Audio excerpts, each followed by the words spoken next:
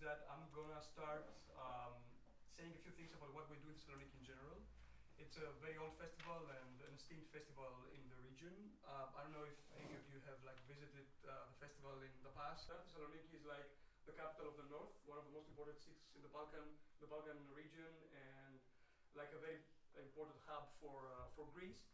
And it's one of the major cities in southeastern Europe. So and on that side, you can see the old classy Olympian Theatre that's built on the main square of the city. It's like 10 minutes from there, and that's a century-old building. It's like 700 seats. The Macedonia region is our grand figure of the city, and so this is. I'm going to share a few things about what we're going to do the whole year long, and we will like showcase the best of independent cinema. It's an art house independent cinema. It was film festival was like founded that way. It was founded in the early 60s as a Greek film festival, but in 1992 it became international. Aristotle University, of course, has 100,000 students. So the biggest part of our audience is students, and it's very dynamic. And as Florian said before, it's very they can last like forever. And for me, that I'm moderating and translating, it's a nightmare because it will go like for an hour, a Q&A. That's a nightmare. And present their films with us. And our greatest rival, of course, is, apart from ITFA, which is like the biggest, it's like CPH, they're after us. So there's this constant rivalry between if a film will come to us or will go to CPH. And we're working very hard, but it's Scandinavia. So, I mean, we cannot do too much, but we're trying.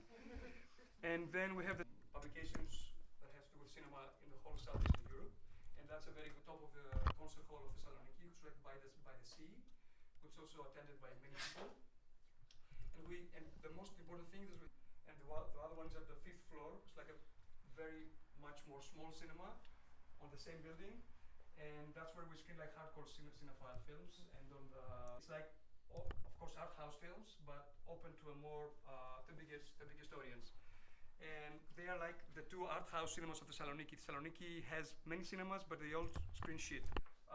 Alternative tourism also. And what's most important was that it was full of medium and low income visitors. I mean, you wouldn't have like, you know, Barack Obama is now in Athens, so, and in cities that we're doing stuff now, right now in Evia, it's like the sanatorium we're right now. My parents, who were like 70 years old, they go to Edipsos for spa with buses, and it's going to be like 42 degrees, 43 degrees. It's sort of insufferable. So all the pictures you see on Instagram, they're like super fake. I mean, it's very hard, like to, especially if you're in Athens or Thessaloniki, you're in a major town. And as the political climate was like positive for initiatives towards helping the island, we came up with the Evia Film Project, which is what I'm going to be talking to you about, the coast of the island. So we came up with this project in order to do what? In order to do like 3 things. So to the Minister of Culture, and he convinced her like half an hour. Wow. Very talented person. So we got extra funding. Can we borrow him for a while? We can give him for 2 days. You know, go, you know, which is like to help actual filmmaking, you know. So in practical things, I'm awful. I mean, to do this presentation with a PowerPoint, I sent you like 5 emails. Our main goals was like to raise environmental awareness among population in Evia and across the country, but mainly in the island. The second was like to bring green cinema in Evia later. So it was not only like the films that we screened that they were all like, they had to do with the environment and climate change, both fiction and documentary, but we also had real market. And we would like to generate positive publicity and to send out the message that Evia is still an attractive destination. Got burned, but like half an hour away. So we formed a partnership with them in Chalkida, a very nice town, by the way. And so, in short, we wanted to use cinema and the film festival as a tool to uplift local morale, because, you know, people were like devastated after that. You can imagine how the sour faces were like free admission. Nobody had to pay anything. We had three main towns, which like the spa town, the sanatorium town, a town that we had like 350 international and Greek guests. And our main goal, because we wanted to like generate positive we targeted fun nights and we had presentations of local environmental and cultural associations to international guests. We had one open air beach concert that it was free. It was a pop concert, pop rock concert, you know, which I'll show you later on. He's like very popular, and I would like to come again to the question of who are the people that we were addressing. We were addressing like to local people for the thermal baths, people who are like, let me come back to what Florian said about educating. I would say like in terms of filmmaking and film, no problem. I mean, even us, if there weren't for some people like to mentor us, or if we hadn't caught the film on TV that sparked something in us, we wouldn't even be here today. Everybody starts from scratch, right? So we want, and the same applied for the concert, and for the concert we're having this year too. And we also held workshops that were like environmentally themed for families and children. Because what we often call, and we invited, as Florian said, 11 projects, and we gave an award, 4,000 euros for the development and 6,000 euros for the progress award. And we had like 75 professionals from 15 countries. We invited that cinema. I will show you pictures of it. It was like in ruins. It was abandoned and defunct for decades. It was a pile of ruins when we got there, and I will show you pictures you won't believe. Yes. So we went there, and with some of the money that we got from the ministry, we directed it into reshaping and reviving that cinema. And it's still open, and after we left Evia, like it was only for 5 days, it continued kiosk from the early 20th century, and this is where the festival hub is right now. Our offices, and people can like gather there and by the sea, actually in the sea. That's where we do the happy hour. 50,000 people attend, but it's like a hardcore cinephile event. So that's the opposite. I mean, of course, as Florian said, you... Să facem o A cadră crezi că o să vadă clar pozele? Da, de ce nu? Ia mult focusează. Dar nu, dar care e Nu, nu, chestia? se focusează rapid, nu e nicio problemă. Noi putem să le punem într-un fel pe masă, nu știu. Putem să facem un detaliu la ei. A, da, și le filmăm anume pe dânsul. Așa. Eu aș combina în sens că începem cu, dacă el folosește ceva ca full sau murim că... Dar știi care e chestia? Noi putem să facem astfel multe lucruri, pentru că nu neapărat cu dânsul, putem cu fabrica și de la este care de ieri ies aude oricum pe fundal. Femeia a ieșit, ies până orice caz acolo, din traduceri și am înțeles că e ieșit în 20 de ani, probabil, nu? Da. 20. 20. Tu ai Eu spus 20. apoi eu ieșit destul de devreme.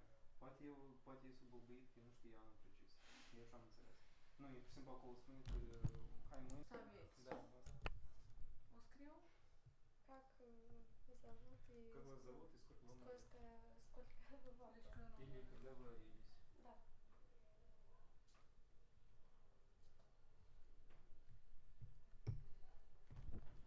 Vedem ca asta ne dăm întrebări de două ori. Aici una merge vorba despre interacțiune și una merge vorba despre câți ani au lucrat.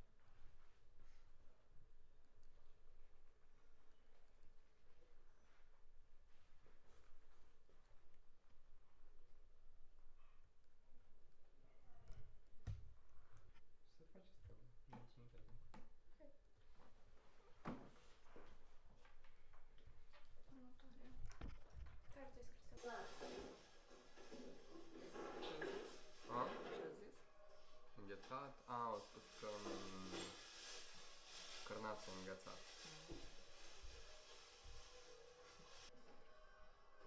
Cred că putem să dăm încă. Până când vine Telean. Mâncați bine. Eu m-am dat cu alea că a zis că nu, dar eu mă mai dau. Vezi cât e tipul. Dar spune și asta nu e engleză. Hai, poftă, poftă.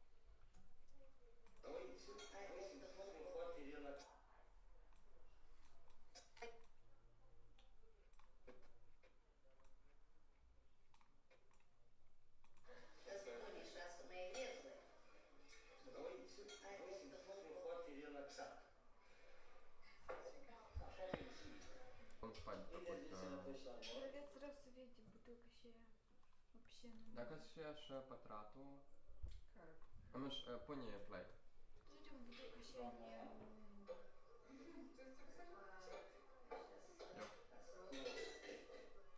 Și să vezi să facem o viață frumoasă, efectuoasă, copii limpioși.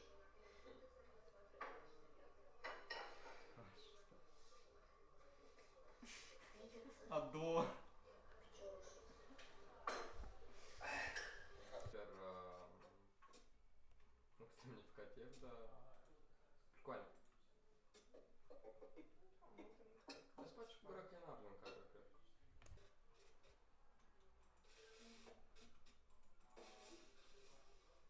Следит foarte физически să păgălit.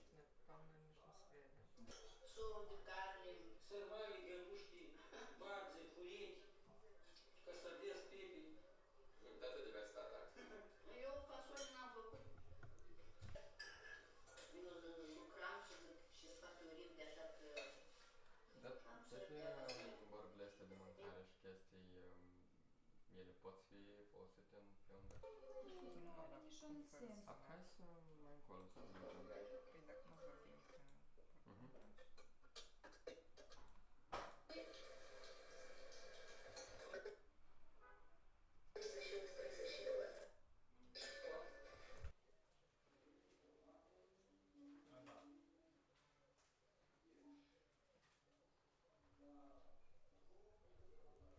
Zi de guturi. Sunt foarte bune. Da, nu știu că e curaj.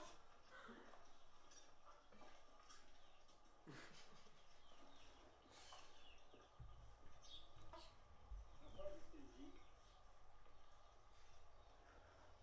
tot până toamnă pe zi.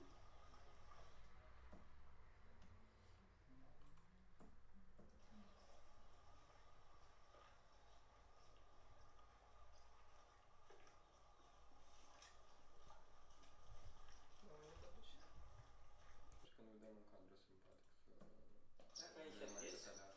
aici la noi până tu, poți să vadă la cum că mi-am Când asta se la vede. unisex-ul este, aici. Eu propun între bruturi și chestii să nu le băgăm și să nu fim atenți pentru că documentar nu despre brut.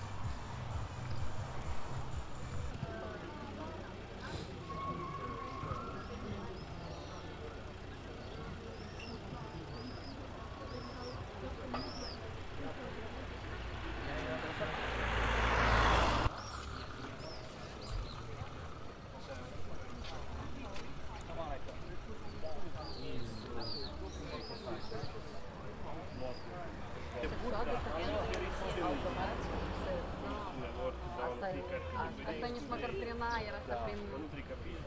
Лукин-то моя шмата. There's still sunlight. Okay. Că Vlad care stau acolo jos, dezvoltă să I am gonna skip that. Dragoste, Yeah, I don't know, I'm still in... Okay, Have a question, but have a question, very serious question. Like, they're serious. Are the Q&As translated in English? I think so. Oh, you were translating? Yeah. Oh, yeah, because of Vasily.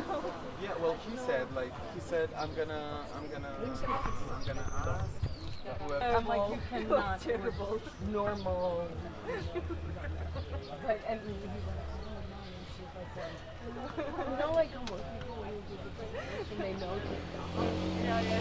But it was not So yeah, if you're gonna meet Manifesto, come to this one. You're gonna love it. Who's in charge of what? I mean, He's free. Yeah. he's not with CMA or... No.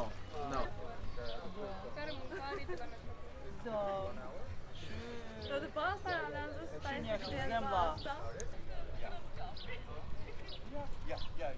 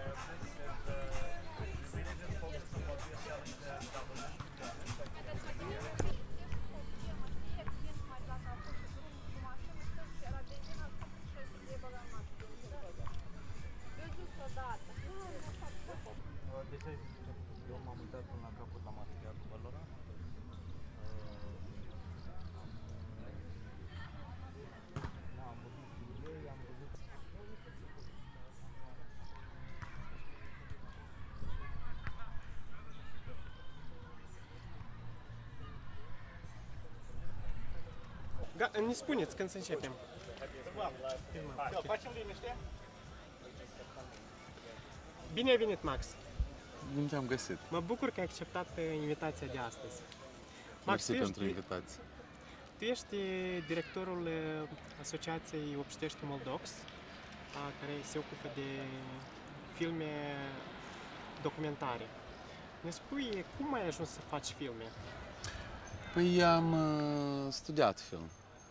Dar înainte ca să studiez film, am studiat filologia antică, care îmi plăcea foarte mult, fiindcă vreau să învăț ceva așa despre civilizația noastră, un pic mai, știi, mai adânc, din bazele, să spunem așa. Dar știam că o să ajung la film. Știam. Ai studiat la noi în Moldova sau? Nu, am studiat în Praga. Film. Ce este pentru tine filmul și arta și cât sunt de importante? Oho, deodată m-ai luat așa. Filmul și arta. Dacă în două cuvinte. Bun, filmul cred că e evident că e important, fiindcă el cumva ne ajută ca să avem mai multă interpretare a realității și a vieții în general. Acum ce ține de artă, filmul e o artă. E cam aceeași menire are. Știu că contribuie mult la dezvoltarea industriei filmului în Republica Moldova. Cum ai ajuns să faci asta? Păi eram atunci în Germania, încercam să-mi fac primul meu film de debut de lungmetraj. Am avut o ridicare așa foarte rapidă și o cădere psihologică pentru mine la fel de rapidă și vroiam ca să continui să fiu un film, dar nu neapărat ca regizor. Și atunci m-am apucat să organizez împreună cu alți colegi, desigur, să organizăm un eveniment mic, care până la sfârșit a fost un eveniment destul de mare, chiar din prima ediție, care e aici în Cahul, e vorba de Festivalul Moldox. Deci pe locul ăsta magic s-a întâmplat prima organizare? Nu era aici, era la Casa de Cultură, un pic mai încolo. Și da, dar în orașul ăsta, da. Interesant. Crezi că în Republica Moldova are vreun potențial să ajungă pe piața europeană de filme? Evident, sigur. Avem istorii interesante, avem talente, trebuie să ne mai învățăm, mai avem de treabă, trebuie să ne mai expunem mult la și mai multă critică sau și mai multă educație. Dar da, mai avem încă de treabă, dar deja vedem rezultate. După părerea ta, de ce necesită țara noastră ca să dezvolte industria de film? De ce? Din cauza că cred că o țară... Dar ce ar trebui, ce anume ne-ar ajuta pe noi ca să dezvoltăm? Cum am putea să dezvoltăm mai rapid și mai ușor industria? În primul rând, noi să ne instruim mai mult, că avem de învățat încă multe, fiindcă multe industrii care deja au avansat, ele au și un network mai bogat, ele au și mai multe cunoștințe, nouă ne lipsesc încă multe cunoștințe, deci în primul rând instruire. Trebuie să existe festivaluri, trebuie să existe interes din partea statului ca să sprijine și festivalurile, și producțiile, talentele și tot așa. Și trebuie să avem interes, și trebuie să fim în țara asta pentru ca să facem filme, că dacă nu suntem aici, nu-i facem. Cam asta. Lista e mai lungă, dar pentru început măcar cam asta fi de bază, după părerea mea. Cu ce probleme se confruntă de cele mai deseori un producător de filme autohton? Cu banii. Banii și lipsa de talent creativ. Ce ar însemna talent creativ? Nu-i vorba de partea asta executivă, cum spun, mai tehnică, da? Cameraman sau așa, cu toate că și cameramanul. Sunt niște poziții care nu necesită atât de multă creativitate, dar când e vorba de scenariu, când e vorba de regizor, când e vorba de un producător creativ sau un producător care s-ar ocupa numai cu un tip de filme. În asta tot ducem lipsă, că toți facem de toate și nu ne focusăm pe ceva. De ce? Din cauza că noi avem vreo problemă de concentrare, cu concentrarea, dar mai degrabă din motiv că nu există destui bani pe unele nișe și trebuie să facem multe lucruri diferite care ne dezbat câteodată de la partea creativă.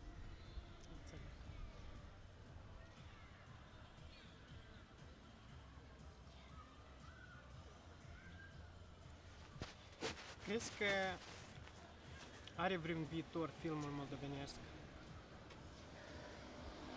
Da, evident. Orice are viitor. Sau, mă rog, el nu e pe cale de dispariție, ca să nu aibă viitor, dar dacă ai în vedere un viitor așa mai senin, da, cred că suntem pe o cale bună. Mai avem încă mult de luptat pentru ca să obținem unele rezultate. Chiar e nevoie chiar de același fond cinematografic, o altă finanțare. Stați aleacă, la mine microfonul se duce în pământ. De-am s-o dus. Noi suntem de acolo, asta poate fi. Ok. Da, să pun griește altcineva acolo. Microfonul. Ok. Da, deci asta e cu ce își ține de viitorul. Da, cred că are. Să-ți spun sincer, mai mult încredere am în documentar decât în ficțiune. În ficțiunea necesită încă alte resurse. Dar Moldova nu le are la moment. pe care Moldova nu le are sau le are, dar nu le investește. Poate să le aibă, dar depinde în ce le investești. E important ca să investești într-un fond sau cel puțin să fie mai mare bugetul, că la momentul actual nu funcționăm cu un buget de râs. Înțeleg. Poți să ne spui ce fel de proiect este Moldox și cu ce se ocupă? Moldox e un festival de film documentar pentru schimbare socială. Pe lângă festival în care noi proiectăm filme, organizăm discuții publice la teme sociale, desigur. Mai este și componenta educativă, care e Moldox Lab, care are 4 ateliere de instruire în film, la diferite nivele, avansat, în care ești și tu. Da, și mai este una pentru societatea civilă, pentru începători și pentru montori. Mai avem ultima întrebare cu Max Cârlan astăzi și ar fi pentru cei care își doresc să facă filme la noi acasă. Cu ce recomandări vii la ei?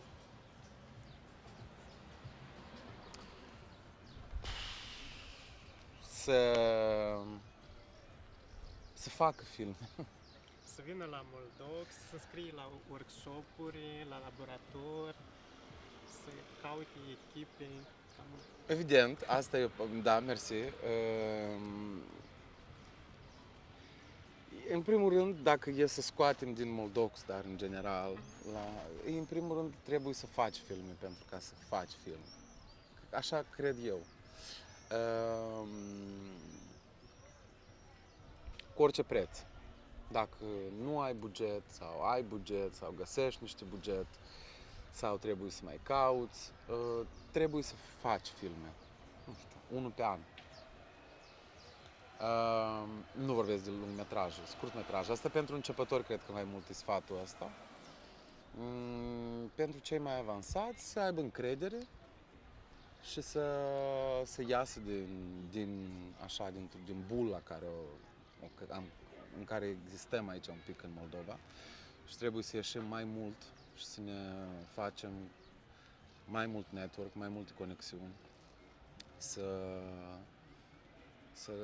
că filmul în mare parte e bazat pe relații și nu e ceva rău sau meschin în asta. Cine pe cine cunoaște, cam așa funcționează. Și nouă încă ne mai lipsește asta. Pentru asta trebuie să mai existe festivaluri de film, aici, acolo, mai multe. fiindcă festivalurile aduc experți, aduc atenție, aduc experți care pot să faci cunoștință și să creezi o echipă la un moment dat. Mulțumesc, Max. Mulțumesc ție. Am fost astăzi cu Max Cărlan, directorul Moldox, care ne-a povestit niște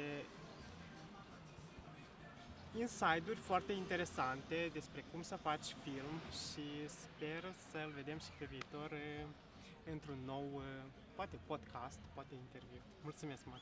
Ție, mersi!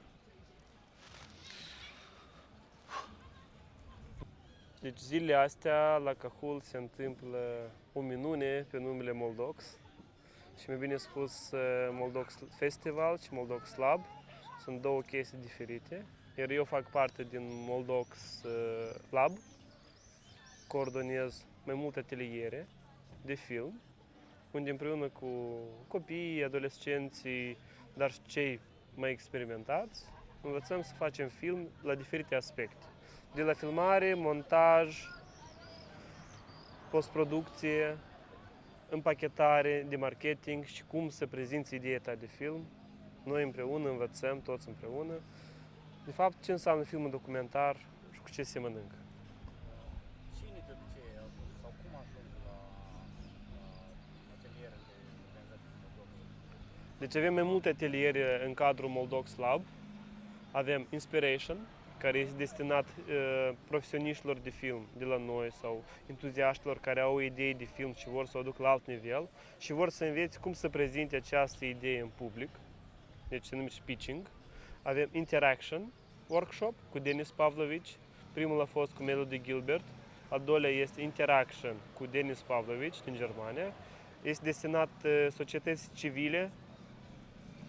Este destinat societății civile și ONG-urilor care vor să învețe cum filmul documentar poate fi o uneltă de comunicare cu publicul. Cine și cum se înscriu la aceste cine ar dori pe viitor să scrie, ce procedură trebuie să treacă ca să fie parte? Deci pe viitor doritorii de a se înscrie la Moldox Lab.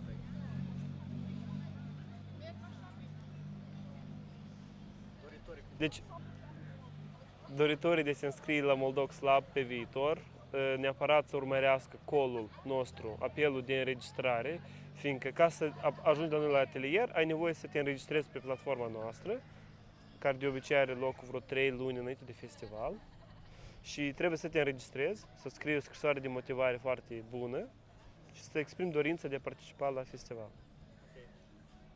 Cât de important ce e specific acestui festival? De ce este nevoie public, pentru cineași?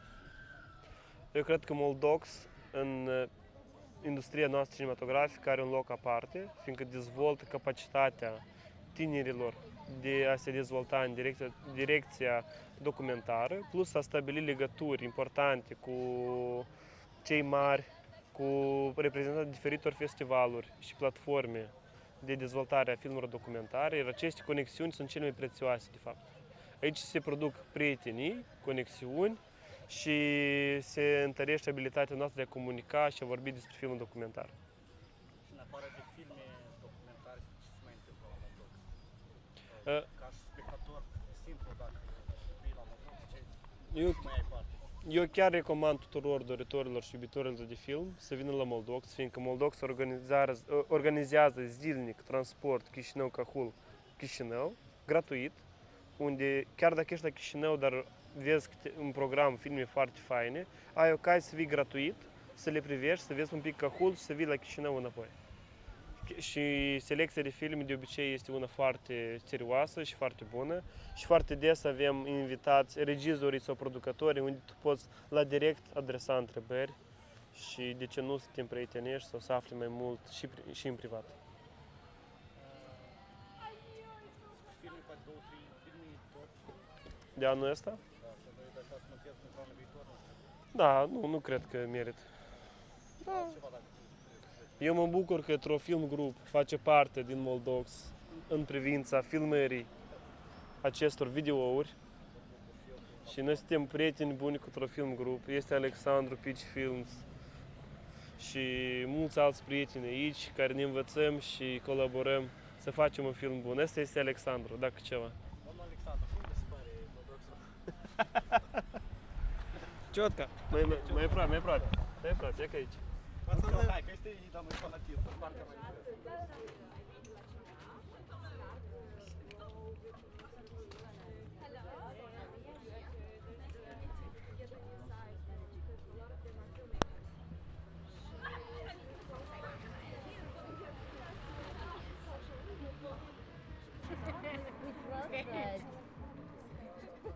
The girls were joking. We have a new office actually. Really? Yeah, finally. I hang out there as well with us sometimes. So maybe if I can make We are in it the work or send center. some emails. In this.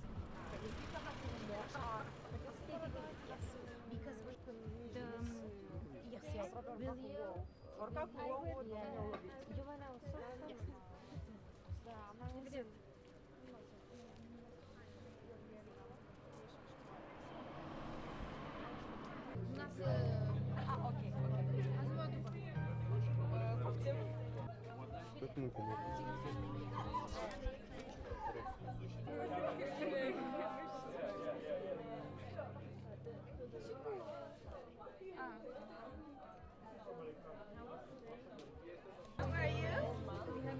Better than any day this year, to be honest. I'm a different person than you saw me as at the breakfast, yeah.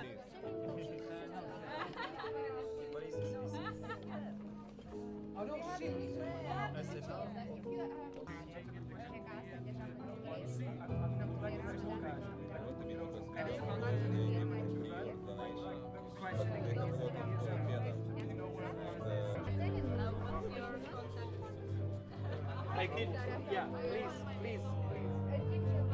Just drop me some tonight, tomorrow, talk tomorrow again. Just stay in contact. Otherwise, it's always difficult to stay in contact. But just, right? This email, like today, tomorrow. I think tomorrow. But that's all right. Come and Perfect. Really have to talk. Because I'm really searching for anything like you, and I'm okay with that. Right now, I was there 2 times.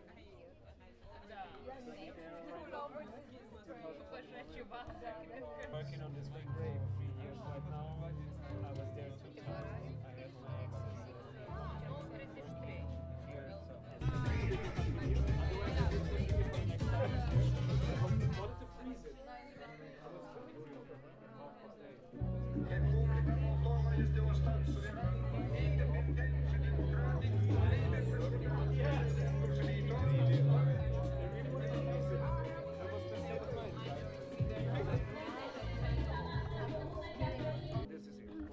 Mâine îți cumpărau.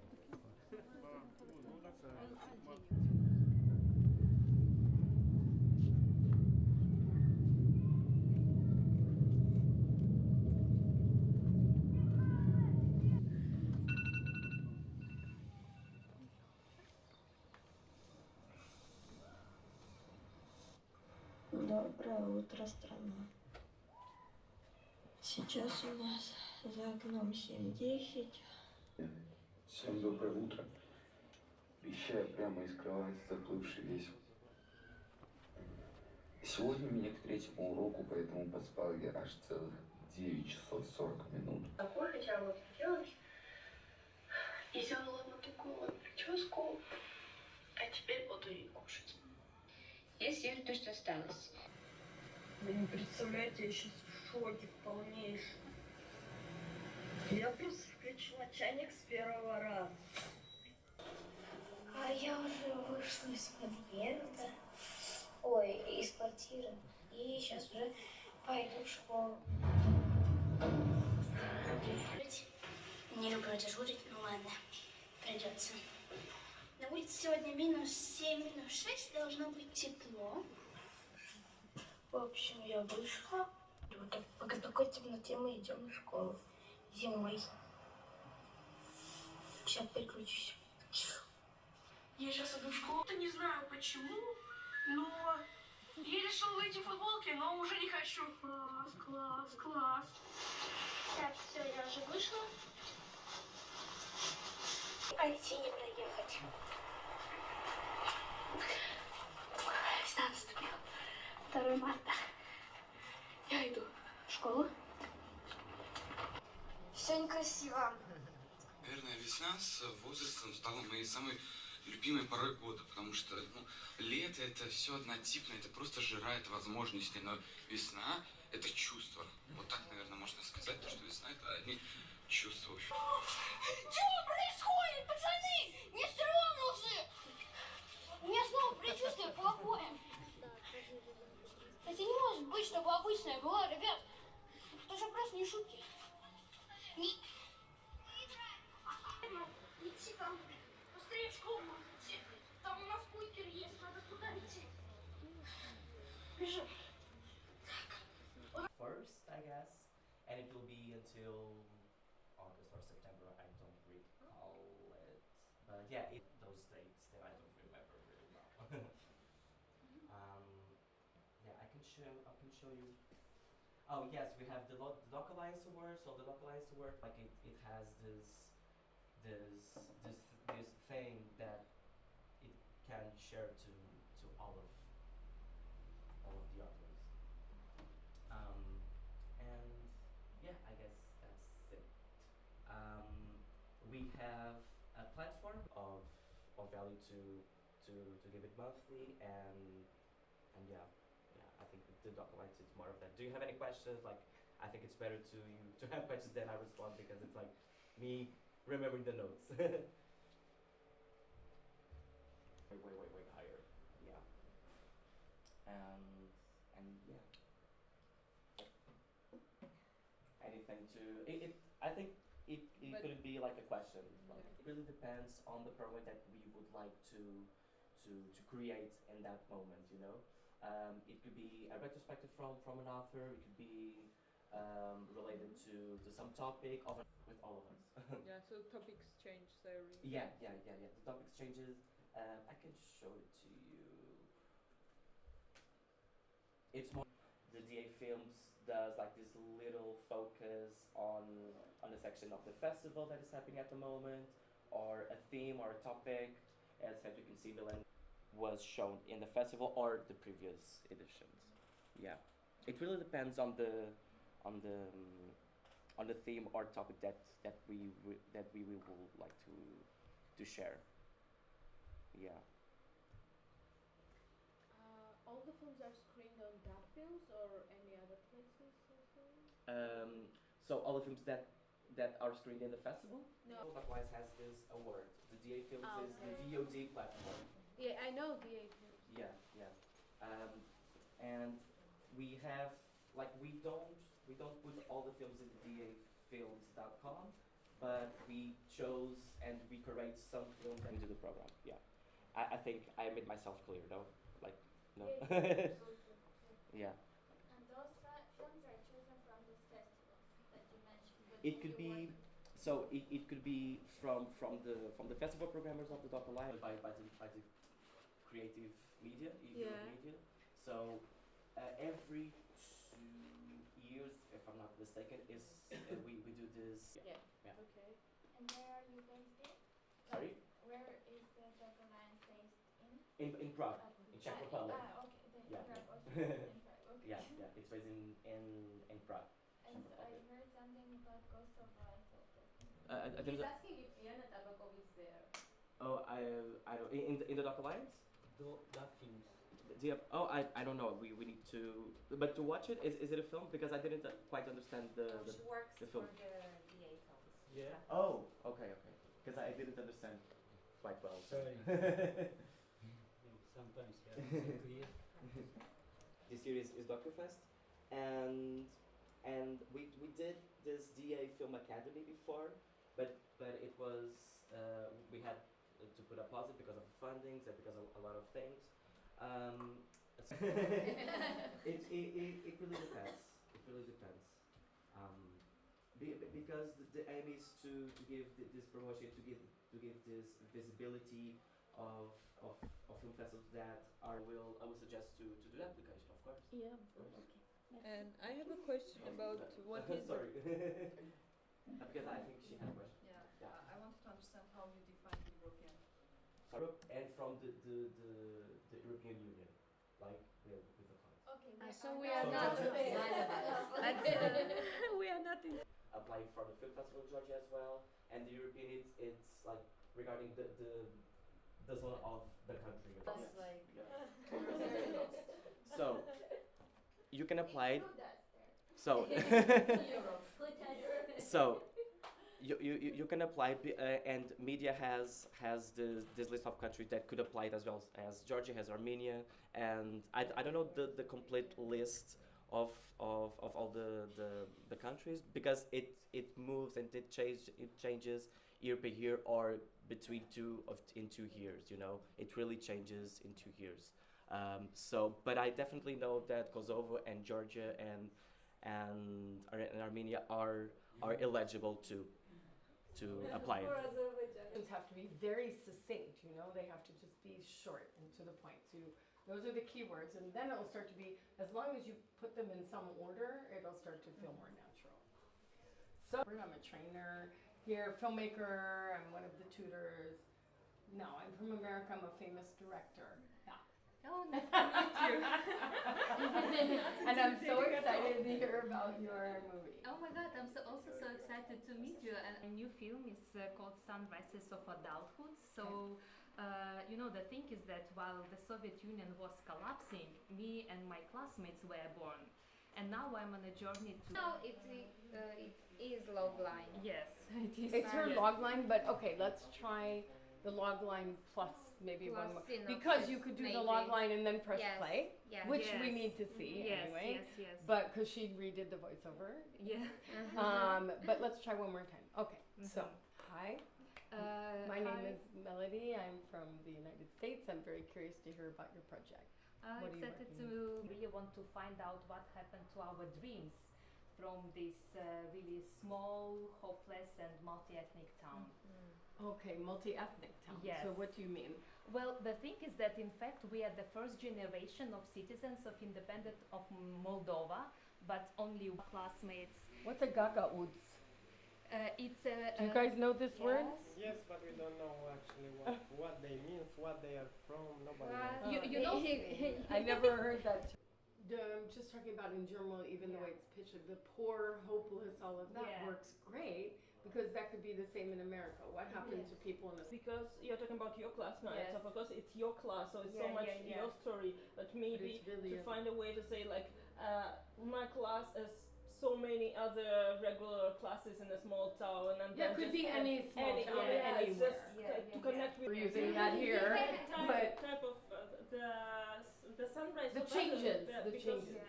it's a sunrise. It's a beginning of adulthood. I know, that's great.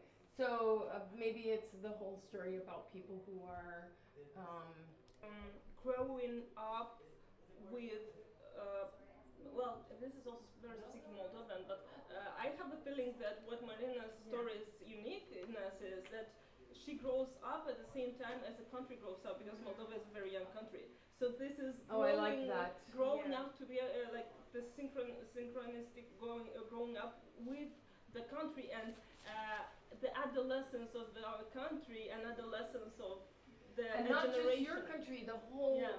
It could, that's true of anybody, anywhere, right? But also, it's that it's the country changed so much, right, in your generation. Yes, kind of what happened to our country happened to us. Exactly. That's good. That's good. Yeah. Okay.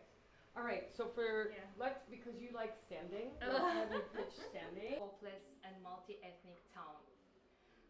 My film starts on June 2010. We are now at the south end of Moldova on a hill in a small town Besarabka, and we are having our graduation party. So please have a look at the video. Okay, let's see. Yes.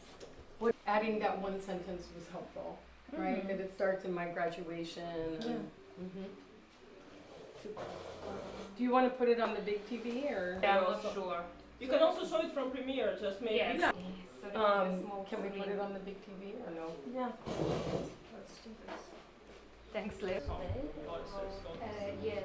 So my aim is to meet some of them in see their sunrise of their normal adult life with them. And for this weeks of our life, it was very active.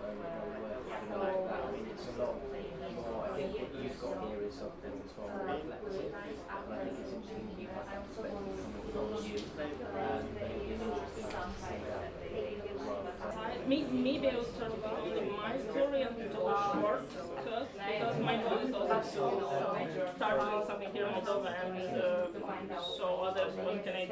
My mom is planning to go to Moldova and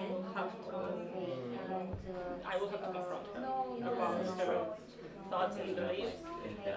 Find those people, because I'm myself a coordinator of support groups for gender people. But I'm still thinking if It's in July, it's very soon. It's very soon. And that's why you can have it on the internet. I don't know much, so but I really want now to focus on filmmaking. So for me, Moldox is also, you know, a space to find out more what is happening with opportunities.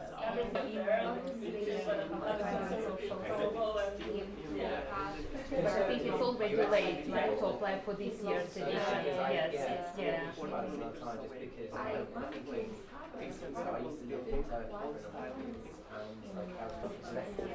And I think this is my the best and the most unique gift. And the story in present, what happens with this family now and mother, because father died. Everyone go this way? Yeah, go there. Come here, come there. Rotate there. I'm here. Good, yeah. Thank you. So I'm excited to hear about this. Introduce yourself. Okay. And our local traditions, where we get to the local fields and meet the sunrise of our adult life. So it's about like watch the place.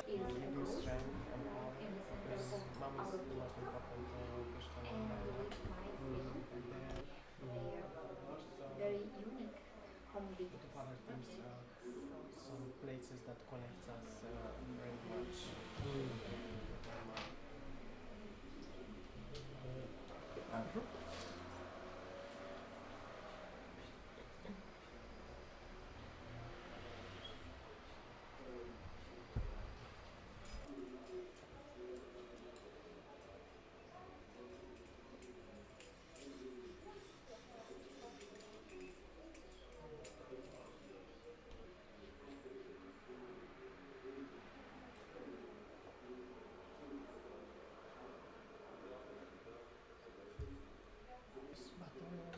Can you hear the audio? No, I can.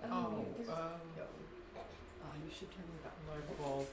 Okay, that's alright. That's I've seen it before. Yeah. But no. Yes. Manager, the president of the Oberlicht Association, and the council, the president of the council coalition.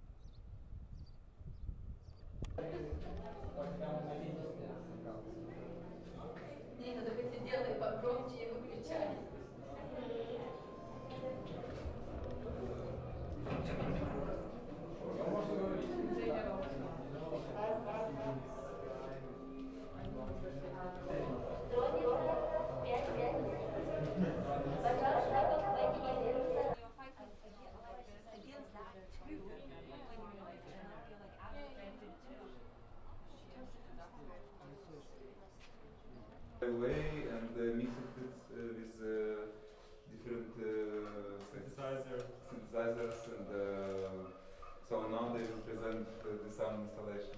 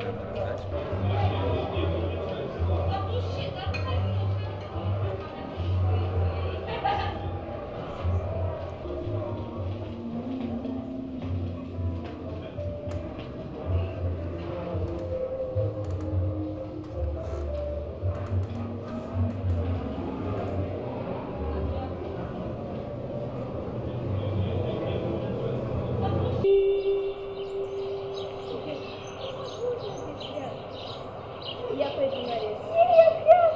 У тебя все лицо в черном.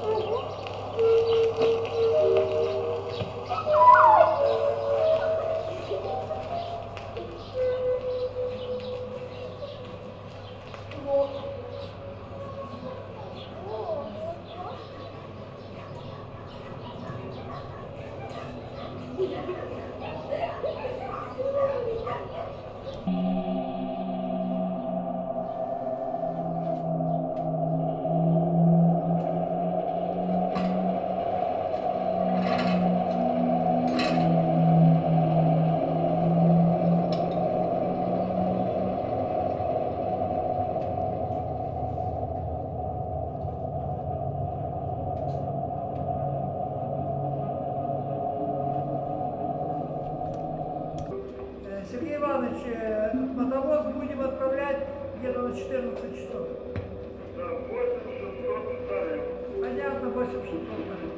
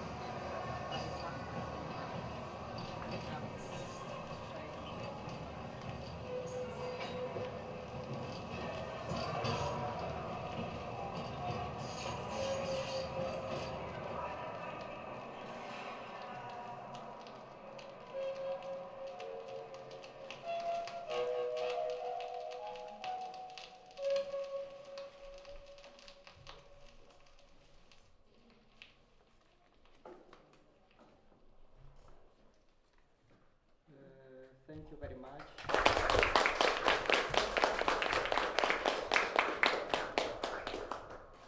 Thank you, Andrei, Ilya, Maxim, and leave it on a ticket after the break, after the first session of our round table. Just to present a little bit the context, maybe if you are not aware, it's a station which is partially out of use in Moldova. So this railway is just a space, and together with the colleagues from Coalition of Independent Cultural Sector, Oberlicht Association, we thought to activate it, and of course local host, which is Moldox Association, which was planned in the frame of this program. And again, in a dysfunctional train station, we would like to speak about mobility as a topic.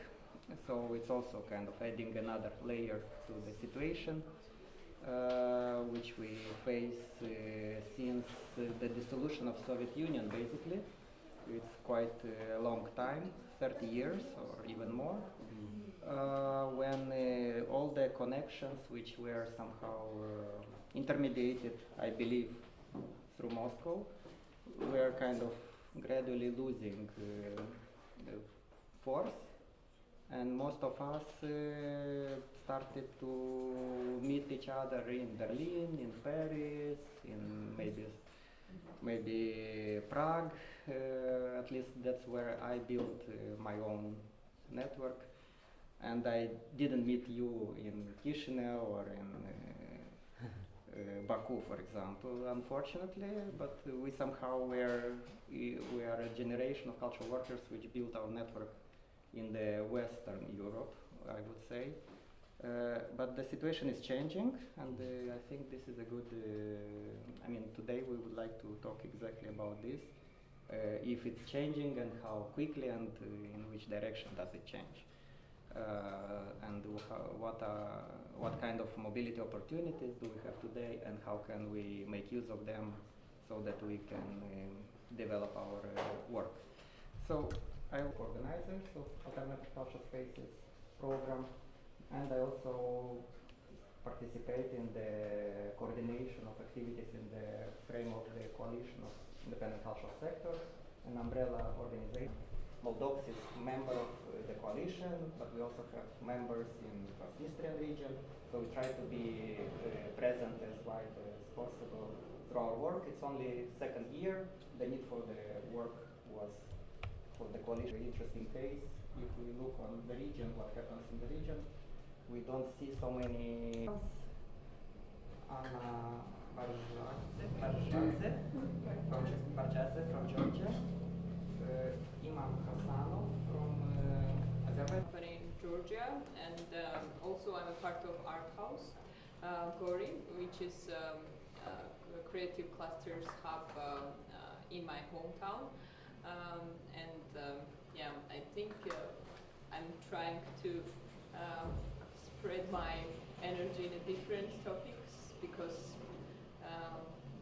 unfortunately only filmmaking in our countries is very hard to be, and I will continue talking about it later. Thank you. Of our festival, and we are working this platform. I'm from Moldova, working for Moldox Association.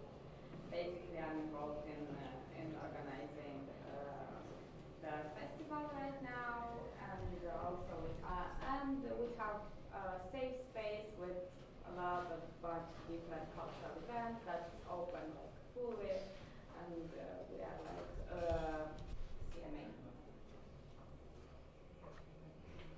Hello, my name is Imam Hasanov. I'm from Azerbaijan, based in Baku. I'm the co-active Top High School.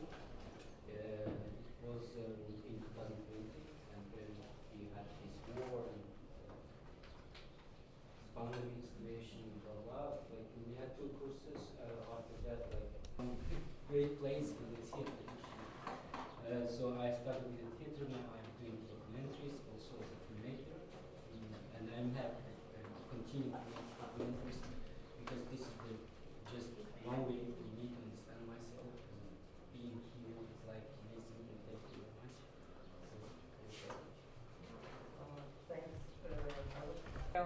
about B2B, which is also kind of Baltic to Black Sea, but also Caucasus region are involved.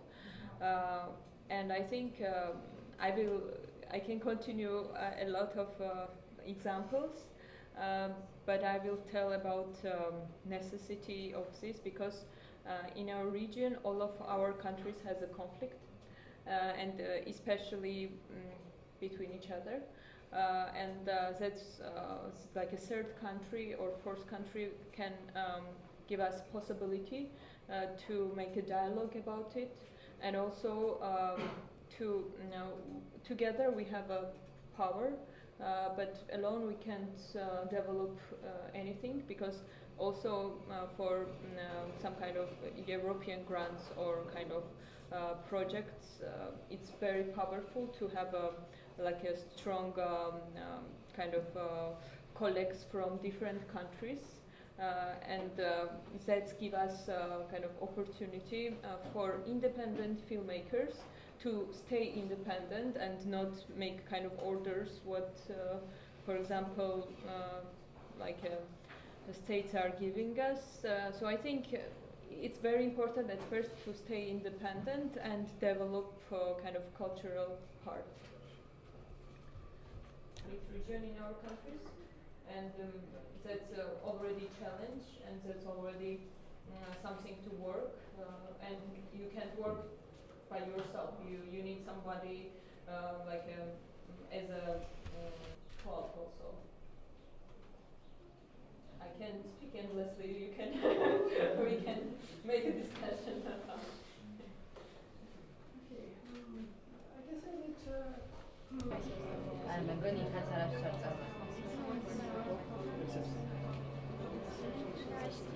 six, yeah. You? Maybe I think it's only for the No, we can actually use it. But it's better to go like in the evening when they go to eat something and there's no one around. Where have you like the screen? Yeah, I have We have hours. Actually, I need to work. What we done?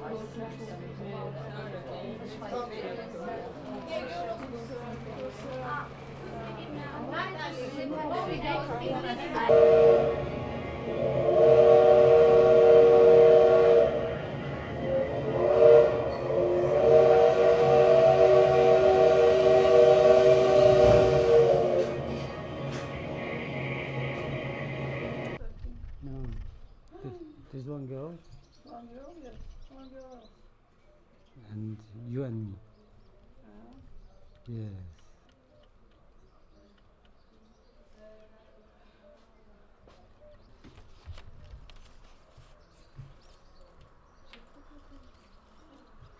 What did you? Ah.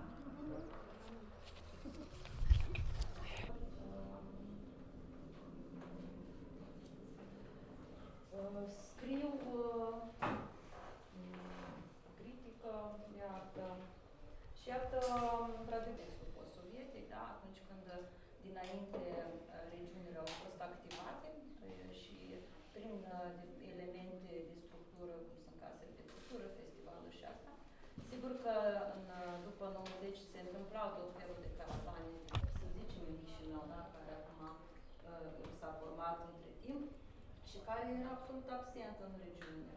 Deci lumea nu prea cunoaște ce este aceasta. Deci este această ruptură istorică de practic trecticienii în care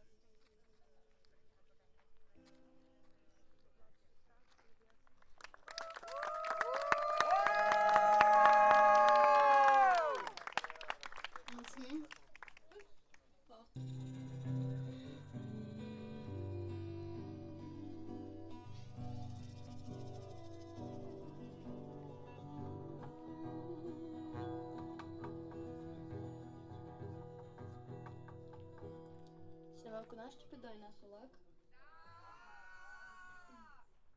Ah, sim.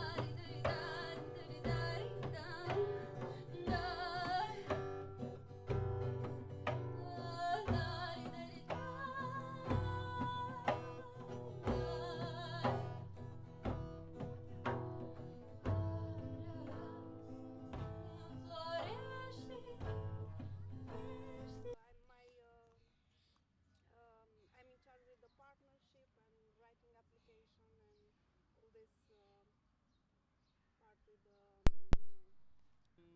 As far as the Thessaloniki Film Festival goes, I'm mostly into regional films, like Balkan films, films from Southeastern Europe, which is like a tough region, as you know. All our region is tough, you know.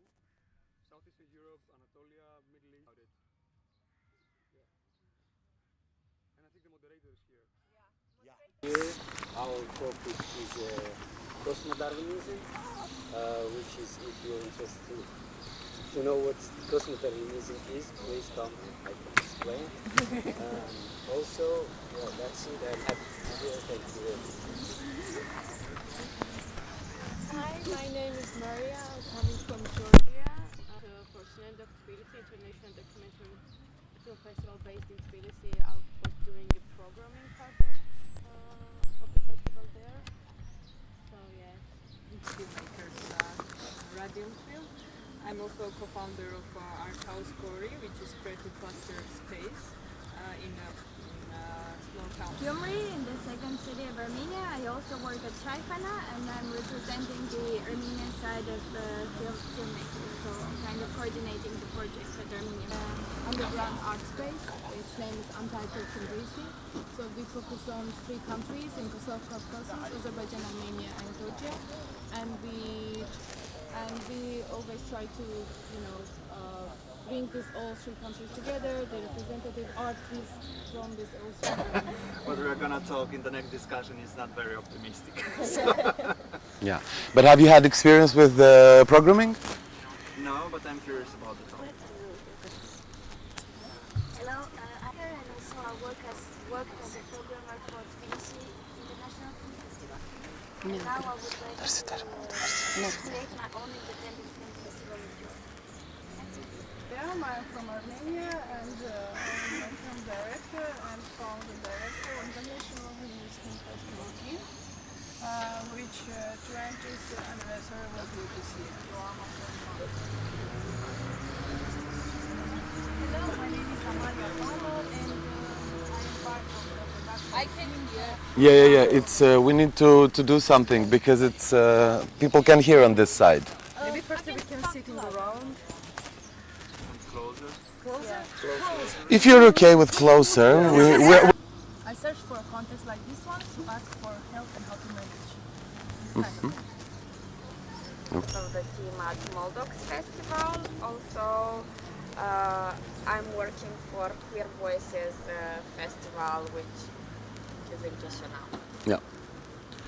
And you'd have more expert. That's great. Yes. Oh. And today's her birthday, yes.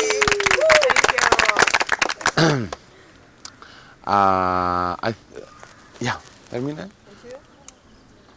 I'm Hermine. I'm coming from South Caucasus, which includes Armenia, Azerbaijan and Georgia. Those are fragile, conflicted countries mostly. And it's actually very interesting. I'm not going to play the expert in this, but you know, learning process, which is sometimes I think very productive because. Okay. What about Baku? Like Moldox. So we're talking about this side. I'm asked. And we have 3 different competitions. Yeah. So industry part and. Okay. Yeah. Okay. Super. And Eman? For the films, yes. Okay. And it's 1 week, 1 full week, and all day long films. Okay. And a lot of guests that are coming. Yeah. You have something to say, you can really raise the hand and with a bit of patience, but address, not like do the long discourses and then you forget what you wanted to ask. And please, a bit like, let's be conscious of. Have you tried to address it on like government level? Government is not, it's not the competence of government. This is the same problem Yeah, I was gonna say, who here has got all screens only document?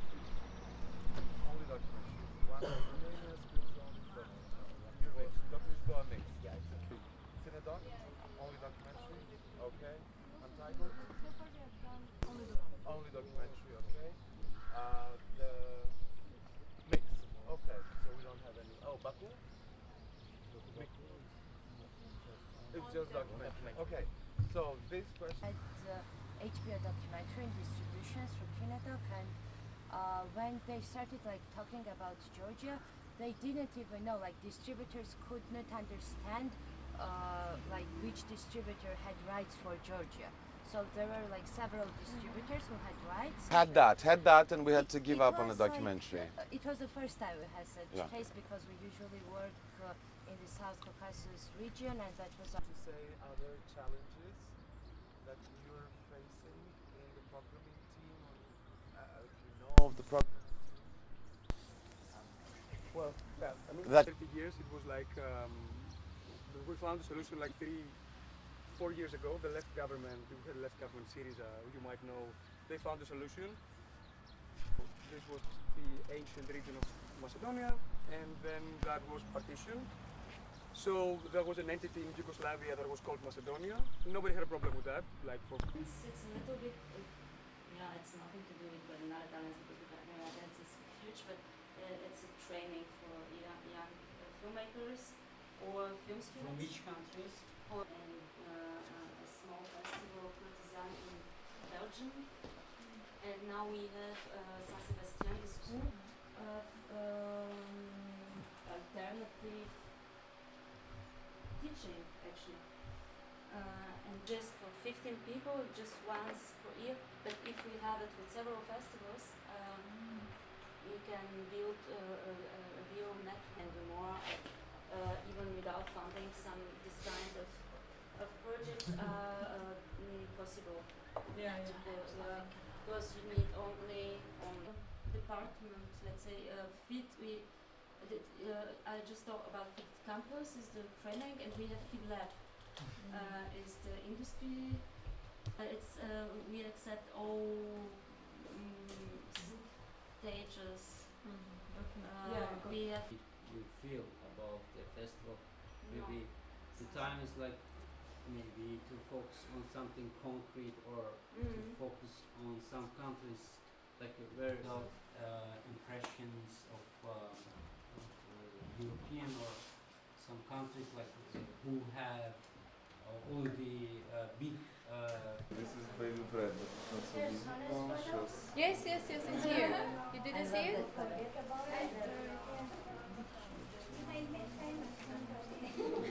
We will announce now everything. Yeah, thank you. We have stickers for Telegram and just sticker like Yes. everybody can have.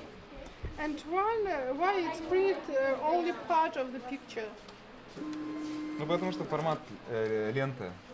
А нельзя, допустим, картинку сделать меньше? Ну в этом нет смысла, тут же плохое качество. Super creepy but nice. Not really mean. My the whole thing. It's too hot, you know. Too hot, yes, exactly, and it's sweet. Yeah, it's perfect. You're melting. Tomorrow at 10 we have the pitch here.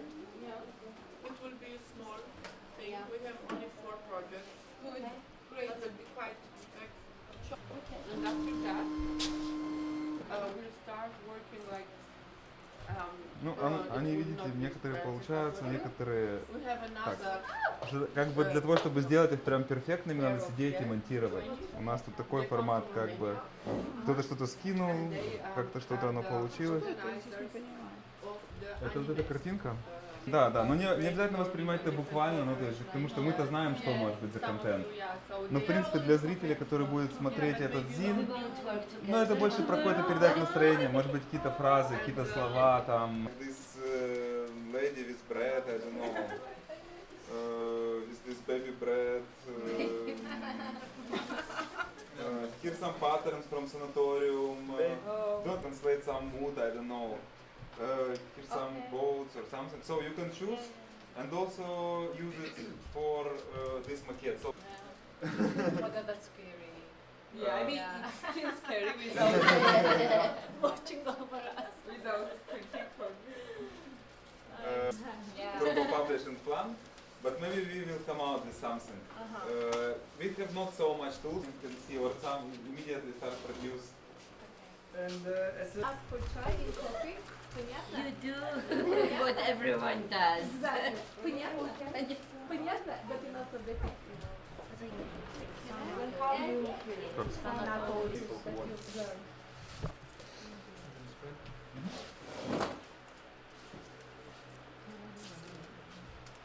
Oh, thank you guys. It's really nice to So, what else? Дружба.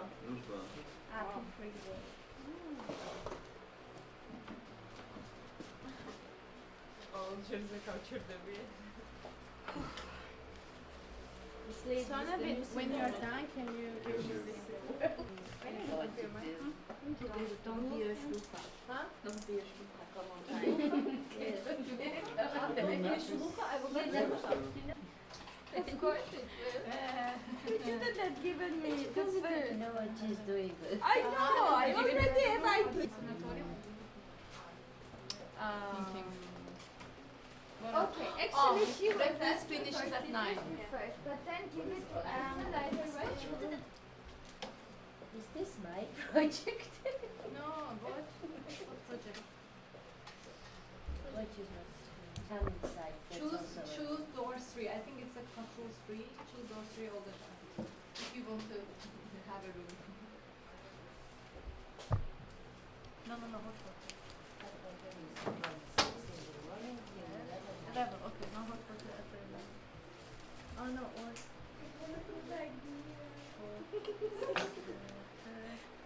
Stop, and I'm very excited because it has been a week I didn't play, like I can't feel like this anymore.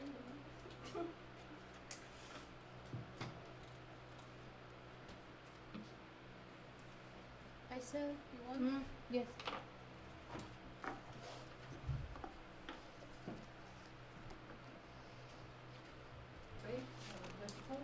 Look how you want. It's all your working space. You can work like this, You are artist.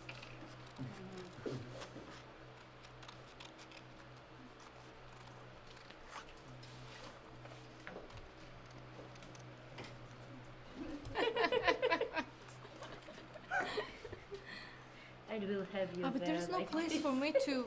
Can I add another? Okay, I go. Oh, who's this? I need more sodas for that. Lot of me. Exceed of the.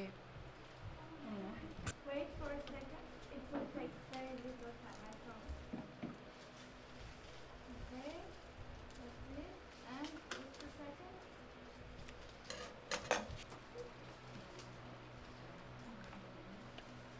I am done. Really? No, I mean with the scissors. Can I? Hermine, want it? I can give her for a second and then. Spicy.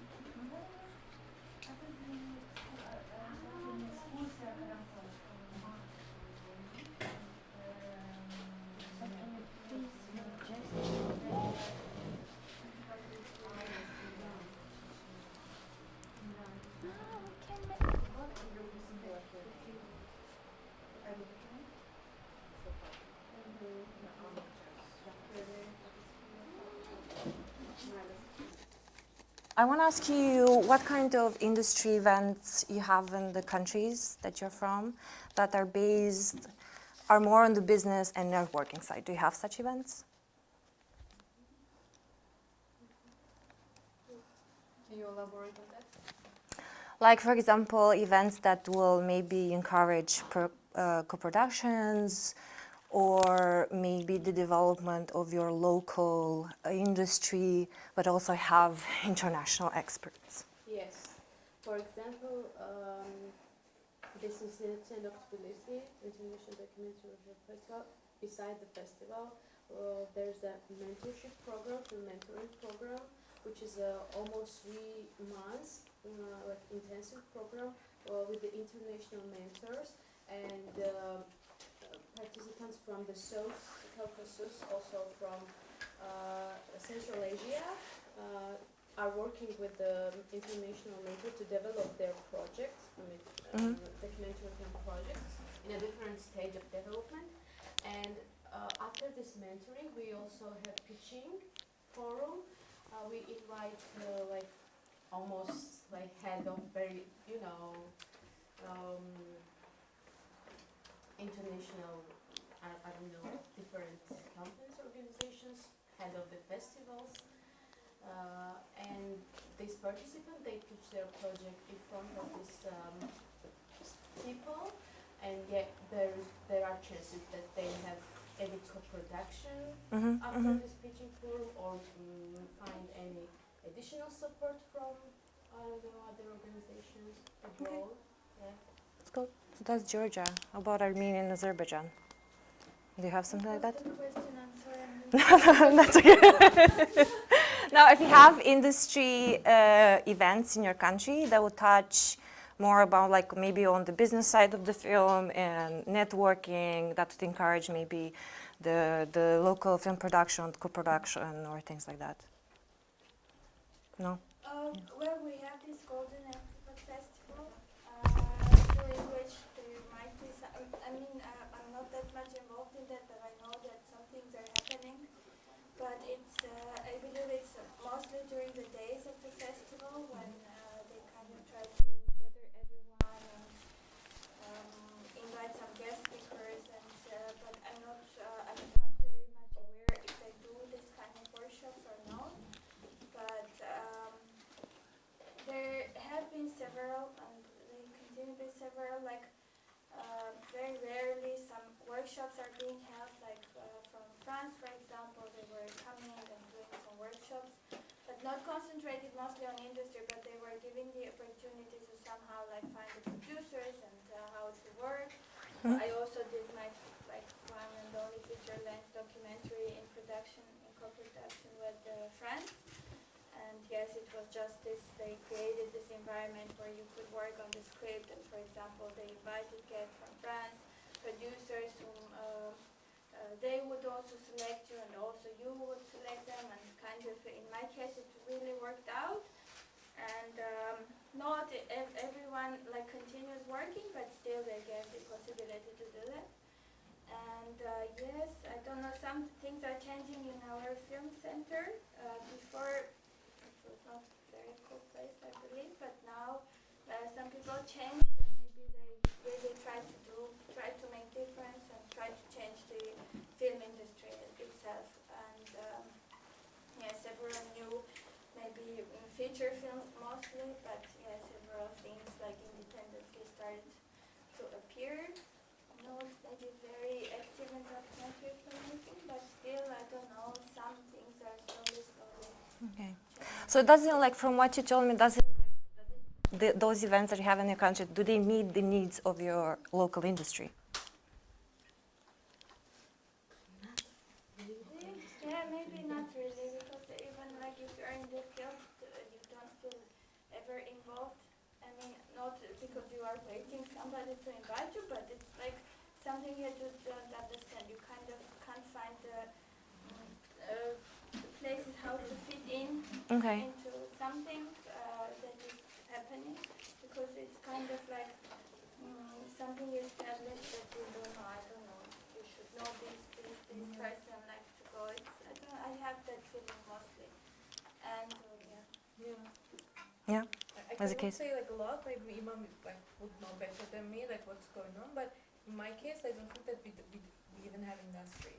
I mean, Okay. like industry, like it's just a big word for what we have back in Azerbaijan. Okay. Like in documentary, I started very recently. If we talk about documentary making, so it has started very recently. People just started to think, oh, you can make this actually, and mostly they go out to actually get, because inside there is no funding, there's no place that like not the film Azerbaijan, like the government do not fund these independent people. Just And Ministry of if they, Culture. Just Ministry of the Culture, yes, and if they fund someone and it should be in their terms. Most of the time they choose the topic. Yeah, They with what you have they always the manipulate the problem. topic, yes, and most of the people that I know, like from this industry, that they don't choose to work with, ministry and whatever, with government at all. So there's no option inside, so they gotta go out, seek for, in Georgia maybe, let's say if I had chance to even go to Yerevan maybe, I don't know, but there are some initiatives that they,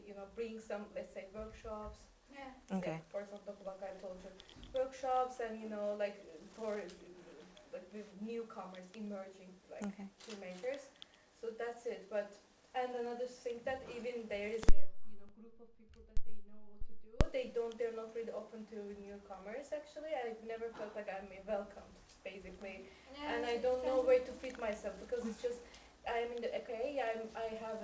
didn't go to school or something, but I'm trying to do something, and the most help I've got, they were my personal friends, that they are pushing me. Oh, you gotta do, and they're filmmakers, thanks God that they push me. But there's no group of people that say, okay, we gotta help newcomers, because no one cares actually, and everyone just keeps everything to themselves. I can understand, but I don't think that it's the way of it should be, right? Yeah. No. Also, yes, these productions, like, because when you said like they are mostly want to work, for example, abroad, but even in my case, when I had the French production, so the main demand was so that I had an Armenian production also, which I couldn't find.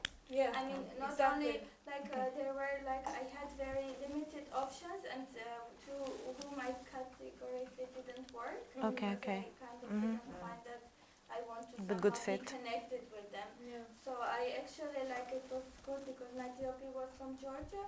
So I asked them if that is possible to have a production from the region and not from Armenia, because I really struggled a lot, to know where to find those people who can legally be your producers and with whom you won't be any kind of conflict of interest, or who would not invite you and talk only about money, about which you have no idea, but the main hanging question of how much money we will get out of your money. If we don't get, then we're not interested. Okay. That's I forgot to mention that during this pitching session, there are 3 winners after the session, and they receive cash prize. Okay. Different amount of the cash prize based on the development stage, and this is something which is like a different source of financial support, except the National Film Center, and it's not supported by the local institution. Mostly it is from somewhere else. I mean, international funds. No, I would like to say, for example, in some place you can open an organization. It could be studio and you can apply. Yeah, but I would like, I would want to say I can do that. I mean, there are certain people who studied and stuff. I would be interested, but I don't have the skills. Studied people in producing, so people. Yeah, that's the problem. People start to produce their own film, and you gotta be 5 people at the same time to produce, to be producer, to be a director, Filmmaker, everything at the same when you time. are doing a big thing, it's It's hard. just- it When you doesn't work work. like this short documentaries, of course I do. I did my edit, and it's pleasant for me. But in a bigger sense, I totally don't understand how to contact, for example, festivals. I don't know how to do that, and I need to learn, because if I want to be a professional in that, I would somehow want to know how to do that, but I don't. I mean, I know as much as I know, so Yes, it's not nothing in a professional level. So I would feel confident to have my own production, and also to support some other people who need that. I don't feel like I'm the right person to I would like to say that, for example, in the framework of Golden Apricot, they have traditionally industry such programs. It's called GAIF Pro, and they have, and it's regional. So Armenia, Georgia, and many Georgians received prizes from this pitching and the market, work in progress, and for emerging filmmakers. And a few years ago, there was Armenia-Turkey Film Platform, and it was looked like training, and then some project received prizes. So I think in the framework of Golden Apricot, and for example, Eurasia Dog. Yes, that's what I know, yeah. They organize the program during Golden Apricot 2. So they come because it's a good possibility to meet more people, to see films. So I think yes, we have industry some things, and every year they have different types, and it's important, and you can apply. My film was printed Golden Apricot, and I was like not very happy with what was happening there. But I mean, yes, it can be a good platform for some, but not. I couldn't find like I can do anything with these people.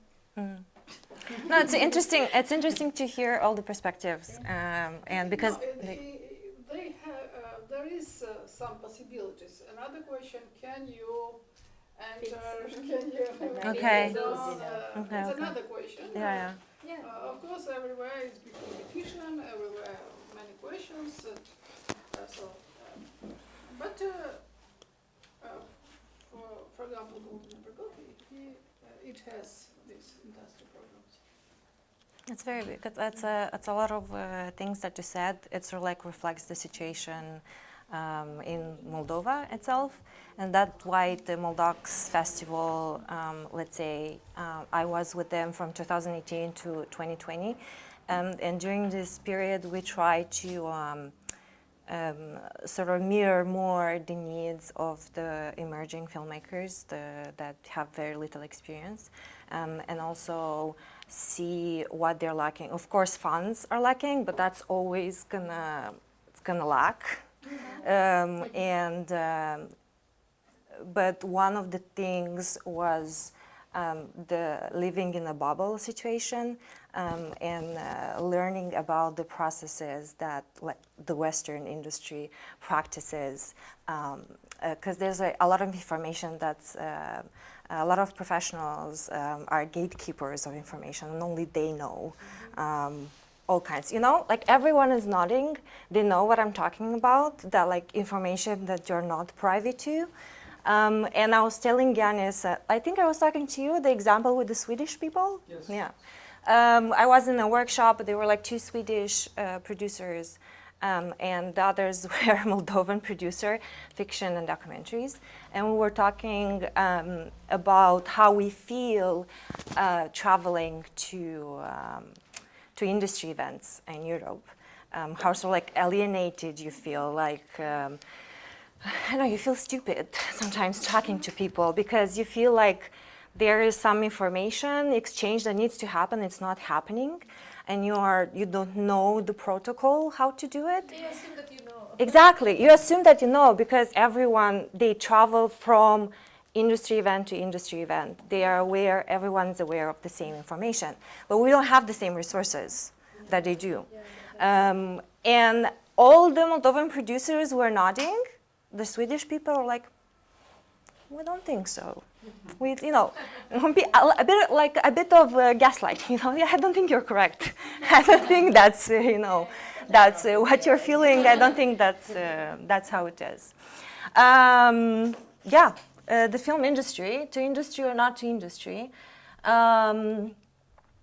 I've been for the couple past years, I think mostly from 2019, I've been working more at the industry events, either that are only documentary or a combination of fiction and documentary. And also this has I like to be behind the curtains to see how things are happening and things like that. And it helped me a lot to understand the industry, and that's how I realized, there's a lot of things that, just like the surface, that sort of like everyone knows in theory, but after there's just a lot of interconnection, sharing that people are not privy to, and especially the low capacity minority countries, co-production countries. It's it's a bit hard to get the insight. That's why having a form of an industry event at a festival that you work at or something like that is sometimes a good idea. Not only to unify a place like as a business place in your country, but also bring international experts to your territory, because they know a general idea. Maybe sometimes I met people, they have no idea where Moldova is. They do not know the situation. They don't know your realities. As much as they say they know, they do not. And this is an opportunity for them to really be there and see from themselves. That's why we are producer, cameraman, all kinds of, 5-in-1. And to understand also why the budgets that the films have in the country have those budgets, how it works. You cannot say that 120,000 euros for a documentary is a small budget. For Moldova, this is a budget of like, I don't know how many documentaries, and you cannot, it's a bit of a discrepancy between everyone's realities. And having also like at Moldox, this like small industry part and inviting the experts here is also a chance for them to see the local talent, what they're struggling with, truly what they're struggling with. And also take part, like usually CNC here has like a round table on different topics. Last year it was about the need of establishing a film fund, and also preserving the archive. And those are like serious needs that, the local industry struggles with, and having also, like, there's also a chance for the external experts, international experts, to try and get them to lobby for your causes in the country, if you manage to. Sometimes it's only in promises, but insistence sometimes works, taking no for an answer. Being having an industry event is also a good point of reference for your local talent. And I think for this, local and regional talent. If you have a small event that happens, and here consistency is the key every year, independent, even if you have very low funding, a good idea even is to be online. Sometimes that counts too. Just being something on people's radar and being consistent with it. For example, in the COVID time, for Moldox, it was an option either to do it or not to do it. And the funding was also not extremely good. And we tried to find solutions of what to do, where to do it in person with million tests, online, and things like that. So we've reached a compromise.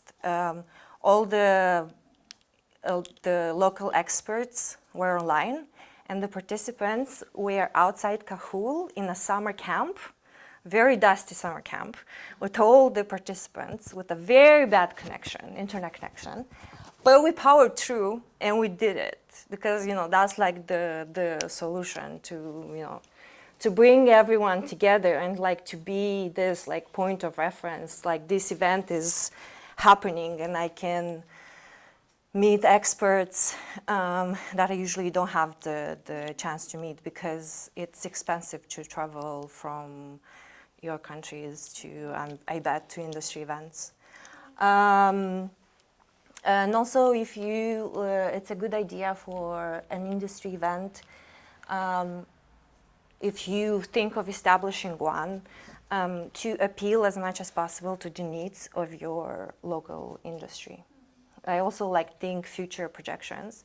You don't need really to mirror other industry like events. For example, Moldox, the pitching part, it doesn't have a cash prize for now because it's important for people, like for young people, to go to the events outside Moldova, to meet people, network, see how it's done, the pitching, the one-on-one meetings. So they're like observers.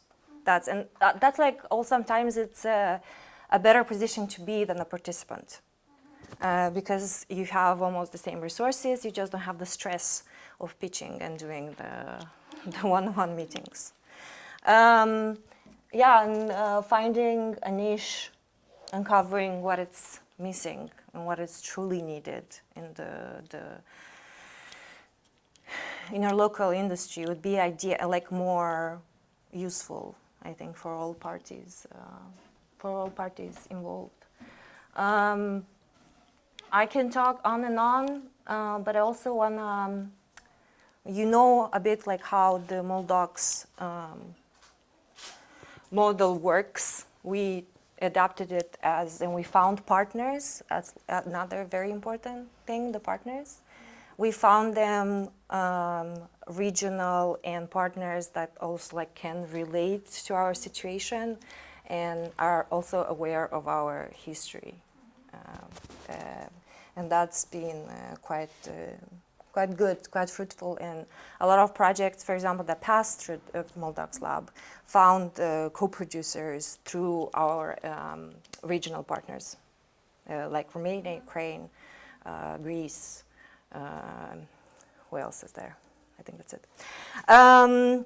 So I share my time during the year between ITVA, when it's Mițvescu Production Forum, and this April I started to get involved into an event called Focus Asia, which is an event that tries to get together the European producers and the Asian producers. And it was my first time, and I was really impressed. The event takes place in a tiny city in Italy during a festival. It's called Far East Film Festival. That it's already 25 years old and has an amazing audience that they watch only Asian films. Yes, and this event started, I'll show you a bit of pictures and I'll tell you about it. So I work at these 3 events, and all 3 of them have different capacity. Well, I'm also involved with Moldox Lab. And all of them have like different models of operating, and they're serving like the needs of their industry and audience, and that works. I'm not covering ITVA. You can ask me questions. At ITVA, I'm in the industry department in the Docs for Sale section. We have 3 sections, which is forum, industry talks, that sort of, and Docs for Sale. But I'm gonna talk more about when East meets West. I've been there with them since 2019, I think, and it takes place in Friuli-Venezia, Friuli-Venezia Giulia region, and the city of Trieste. And it's close to Slovenia and Croatia, and it's just like a very strategic city to have this event. And also logistically, it makes sense for our event, and it takes place during the Trieste Film Festival. But to be honest, since 2019, I haven't seen a single film at the festival. Absolutely. because it's quite intense 3 to 4 days of like industry things. And when we had the hybrid sessions, I think we started on Saturday. And all our events are in the same place in a hotel, that makes it easier. But I entered on Saturday and I exited on Wednesday. I haven't been outside. I just didn't have time. Because it was a hybrid edition and it felt like two separate ones. So it was quite quite painful, let's say. So it's a strategic industry event. That's the main square in Trieste, and we are in the hotel on the right side. And it has 3 airports nearby, which is very important for us because we share, and I'll talk a bit more about, we share hospitality logistics with the festival. We're not under the same hospitality department. We're a bit like separated. And they do a bit feel like 2 separate events, because we're like very maybe business networking oriented. This is our goals. We've been growing since 2010. And to be honest, the first event that happened, from what I hear, it was the head of the industry, the founder, and his coordinator. And they were doing, the 2 of them were doing the entire event. They were taking care of everything. They were taking care of hospitality.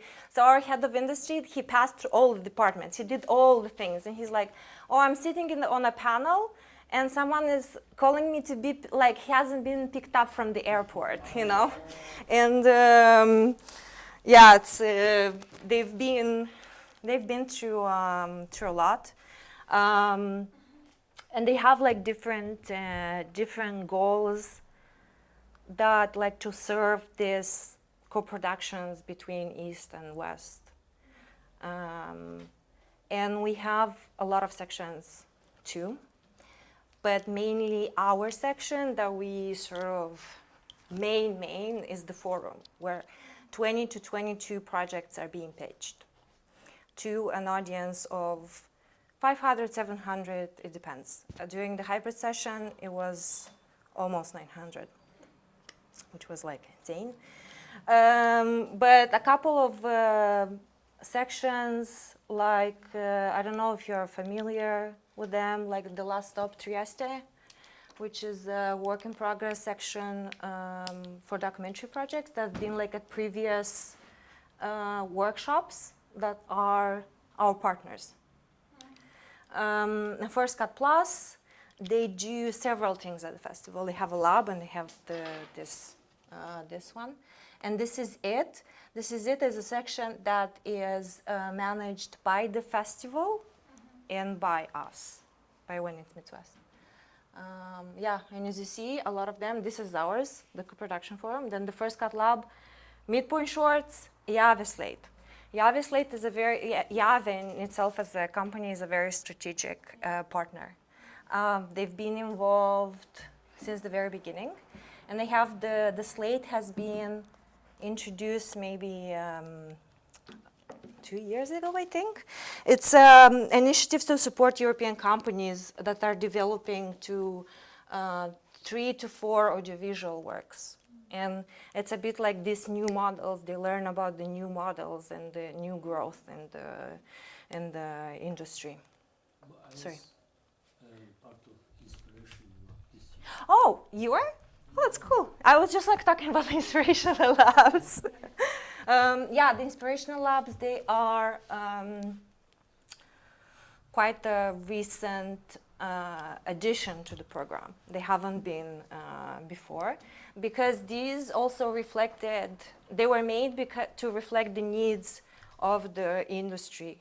Like, we do a feedback form for guests at the end, and this is like at the end of the event, and this is very important for us to do research on what the industry needs, and we do implement that. And this has been almost born because because of this, and like to reflect how the industry grows. And this is something under the name of West? Yeah, no, it's the When It Meets West. It's so yeah. Yeah, and also I forgot an important thing that every year the forum, like the editions, have spotlight territories. And every year, like for the spotlight territories, we have like various partners that contribute also financially and things like that. And these are our list of partners that we work with. And actually, the When It Meets West is organized by the Film Fund in the Audiovisual Film Fund in Friuli Venezia Giulia. And they have like different initiatives to try to boost the local, well, not the local industry, like the industry of co-production in general. And where was it? Yeah, these were like this year's National Cinema Center of Romania, CNC Moldova, Georgia, yeah, and Spain. There were a lot of them. And how we work, like mostly and it's a good idea, for example, if you think of doing an industry event at your festival, to not do it yourself all, because it's impossible, and working with partners, and you covering only a certain part of it. It can be logistics, it can be a monetary contribution, it can be the space, it can be anything, like to attract. It's much easier, and that's what we do. EAVE starts the program, like they start almost before we start the edition, like a day before. They do a think tank, like a very, very intense. Their programs are very intense. Then we have EAVE. Midpoint has a workshop. European Women's Audiovisual Network. They also do that. Who else? Oh, like here I have a couple. The Circle Women Doc Accelerator, they have their third module. And for example, they come to take advantage, or to do their workshop and to take advantage of the people that are attending the forum. But they have their own program. They can attend any of the events that we have, but they take advantage of the people present there. And it's a good idea. Well, for like them it works because it's a very like intimate event. It happens in the same building on 2 floors, and you usually stumble upon people that usually go to Cannes, but they won't have time to meet with you in Cannes, but they will have time to meet you in Trieste and have a cup of coffee, or stumble on the stairs or things like that. And we have like not master classes, we have interviews, presentations, and they're also done by partners. We just provide the space, the logistics of like hospitality and things like that, but they do the interviews with high professionals. And this is now how like one of our program looks. This was like the day before last. So it's like now it's very packed. It wasn't all like that. And we are growing and we're a bit bursting at the seams, so we have to rethink certain things. And another part important with our event that you can think about. But our head of industry, he's crazy, but in a good sense of crazy. Like things that we are wary of, like we're like, we don't know if we like to try it or not. And he's like, yes, we're gonna try it, we're gonna do it. And he's like thinking, because when he established the event, he was all the departments himself, so he knows how it works. And it's also a good idea for us in these countries. We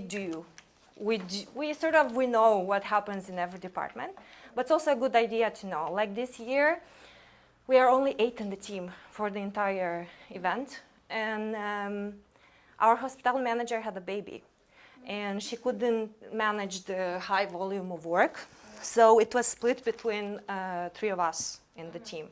So everyone was like doing a bit of it aside from the job that they had to do the hospitality. And let me tell you, it's the most unappreciated department at any festival. Any festival, like truly. It was a hellish nightmare to arrange things for people. Like, I cannot tell you. I can tell you stories over stories and stories and stories. And now what I do, like anytime now I travel to a festival, I always send a thank you note to the hospitality department. Always. Yeah, I was a guest coordinator at the festival, so I know how hard it is. Right? And also do that. Like, And first thank you goes to the guest coordinator. Yeah, and I wrote to my colleague and I was like, I don't know how you do it the entire thing by yourself every year. It's incredibly insane. Yes. And she's like, well, experience, because she's been doing it for a couple of years. Mine was only the first one. So a big part of our thing to keep guests engaged, because we are only in one building. Well, of course, we are not locking the doors and keeping them there. They can go and eat, and they can go and see films if they have time, or like things like that. It's like their prerogative. We have daily lunches that are usually either paid by us, like arranged by us, or maybe sponsored by someone in the spotlight countries, maybe. But usually they are like, this year we try to do more because the stakeholders, like the people from the spotlight countries, asked us to do sponsored drinks, and we're like, let's try it. And it worked pretty well. It's a chance for them to maybe sometimes introduce their local stuff if there's an opportunity. For example, Moldova was in spotlight in the Meet the Future section at the Agora market this year at Thessaloniki. And CNC did sponsor the happy hour. And they managed to bring from Moldova cases of Moldovan wine. And also when the consul from Athens heard about it, he also came to, for drinks and things like that. So it was quite well attended because everyone heard about the Moldovan wines. So this is another way like to market your, Last year, Georgia was provided. Yes, yeah. Sorry. The white wine. Yeah. Is perfect. Yeah, that's good. Good feedback. And then we have lottery draws and games, and you're like, what does this have to do with the co-production forum? And we ask ourselves this question almost every year. But it actually works, and it's fun, and it's a way to connect with industry professionals on another level, to be honest. And I'll show you some examples, and you're gonna, this happens in Trieste. Yeah, so there's like networking activities with a twist, which is mostly what I'm doing. Yeah. Like this year, there were like the Documentary Association of Europe confidential sessions. You sign up for the sessions, you know the time, you don't know the location, you know who you're talking to, and only the first 30 people. And you go in, it's very sort of like, type of exclusive thing. It's just like to make it more, more fun, I guess. And they have a drink and just like chat very informally about, whatever. And then we have the closing concert, which is one thing sometimes the guests look most forward to because it's 80s music. And it's our head of industry and his band. And it's absolutely insane. Let me see. Okay, 2021, that was our COVID time. So it was empty. It was, of course, online everything. And in Trieste, and most of the team was from home. Some of them were here at the hotel, the dancers and the band. And there were like 2 couches where people talked and then introduced the projects.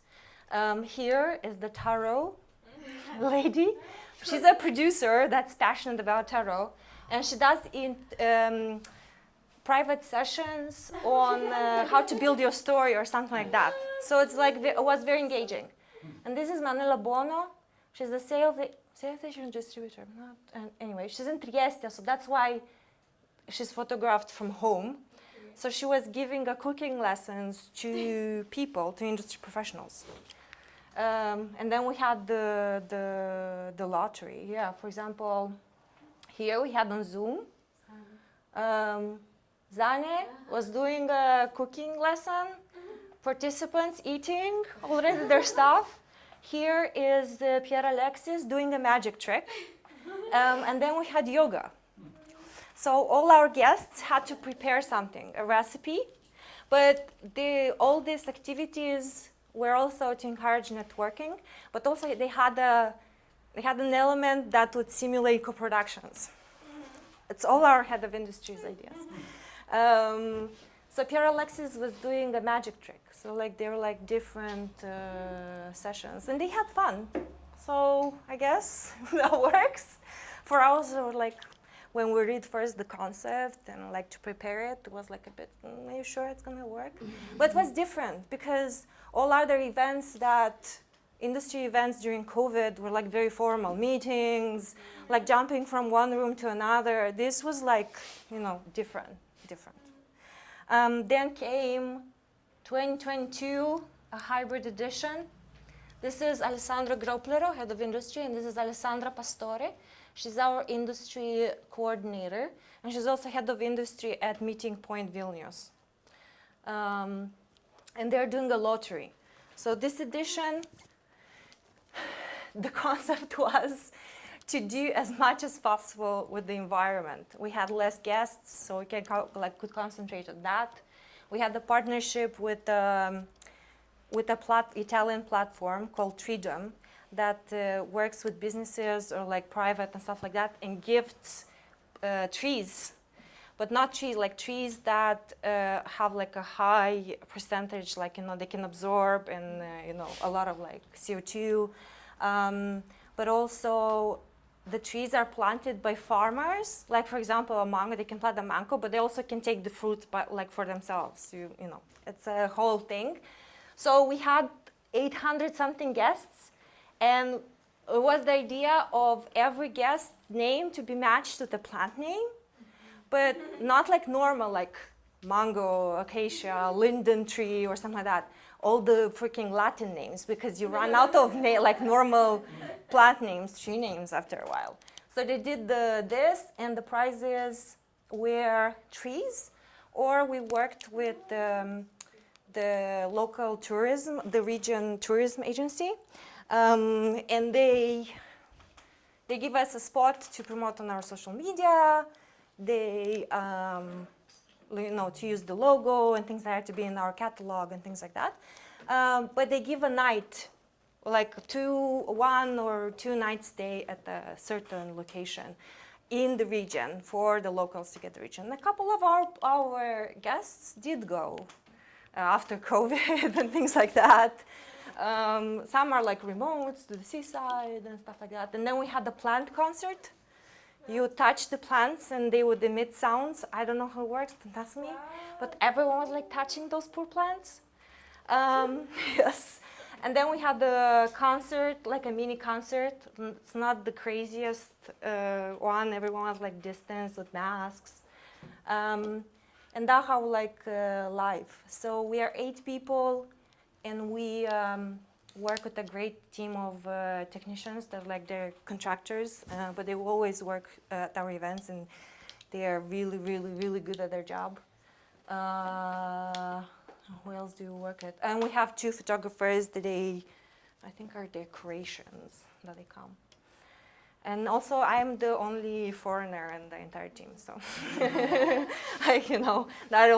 not year round, but more months during the year. And this is this year, which was pretty full. Who was you were, and you were interested? This edition? No, I wasn't. My producer was. Okay. For me, it felt like it was a really packed edition. with lots of things. Like, for example, like that picture is the confidential sessions with Documentary Association of Europe. And we had to redo the arrangement of the rooms, because they're like event after event after event. And this is Alessandro closing concert, and that's the usual vibe, all like 80s cheesy music. And of course the weird, again, we cannot without weird things, lottery. The concept of our edition this year was the Plinko game. So underneath here, there were what Edvinas is holding. He's holding a tree, like the sign tree. So you put the pink ball, and whatever you get, downstairs, like bottles of wine from our sponsors or things like that. Yeah, a couple of pictures. I think this is from this year. So we usually have here the lunches and presentations. And this is our hybrid. Everyone, that's me. So this is works for us. We work a lot with our partners, which and we do a lot of preparation before, which like saves us. We take care of like most of the logistics and things like that, and we get input on like the program. And like, for example, this edition, next edition, I'll be working probably more with partners, because like we're growing. But I usually do the sidebar events, and that works for us. And it's a good model if you want to open like even something small. I know IAVE has a the change program, right? Yeah. And they have a chapter in the country, so that's like a good starting point. To have as a reference if they're consistent with it. Also, so that this is also a very important point, because then you're on people's radar. Like, we have this event and you invite international experts and you're like, oh, we hope to see you next year, and then you are in their calendar, because some of the professionals they do plan their, like, for example, at Moldox, there were supposed to be more people this year. But because the dates was changed and it was clashing with some like sunny side of the dock, or like national holidays or things like that. Yeah. So if you are on the radar, you are consistent with it, then has the potential to slowly grow. And also, when I came at Moldox, I also said this thing, and also I guess it reflects in like not to expect like a rapid growth or change.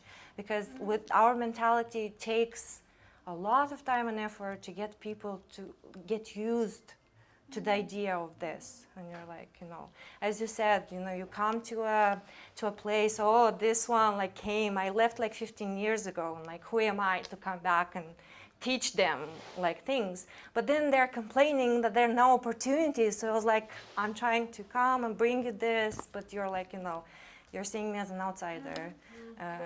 Yes. So I think we're all struggling almost like with the same thing. But the key is just to, I guess, have patience in a way and be consistent with it, no matter what the form of it. And I just like want to go very, very, very quickly on the Focus Asia thing, because it was a model, and also a way. I don't know, for me it was like very surprising, and I'm always a fan of learning how things work and how people come together to all this thing. And it's it's a much smaller thing. And it started with a IAVE workshop that they did together with the Friuli Venezia Audiovisual Fund. And it's a workshop that connects the Asian producers with European producers. Also, they have 5 participants that are career participants, like festivals or maybe sales agent or distributors that want to know more the market, like the Asian film market, like want to know more how to work with films, how to present them to the audience and things like that. Like, it's insane how, for example, there was a distributor lab, and how they struggle to market Asian films, and they have to appeal to cliches, which is a bit sad, like cliches and stereotypes, because that's what people are used to and they're like attracted to. And it's a bit, you know. Yeah, so they have only 200 professionals, 35 different theaters, and in Europe, but not only, it's, I made a mistake, it's Asia. And it started with Ties That Bind 14 years ago. One workshop was in Singapore and one was in Udine. And now it's one in Taiwan and one in Udine. Yeah, doing Udine. And they have one-on-one meetings. Also, everything happens in the same place, which is very easy. So it's a lot of distributors, sales agents, and film festival programmers that want to learn how to market the Asian films. And this year, Europa Distribution brought, I don't remember how many, but distributors to talk about solutions. And there were distributors from all kinds of countries. And of course, there was a discrepancies of how they work. Like Scandinavia is doing well fine. I mean, they have, I don't know, they're like very innovative. They're like cinemas popping up like everywhere, while like Israel, Italy, and things like that are struggling to market the films. Yeah. So these were like a bit of like statistics from this year. And the panels, they were like quite interesting and like big, they're talking like producers or co-producer, like big films like The Lamb, like how do they, also the Asian parts talk about how difficult it is for them to distribute European films, certain European films. So it has to have a certain allure, you know. And they were talking how they distributed the film Lamb in Japan. So it was like an interesting example, what they use, what tactics they use, you know. For me, it was like fascinating, you know, things that you absolutely are not privy to. Yeah, so here our partners, the partners are a bit like not as many as in when it's Midwest.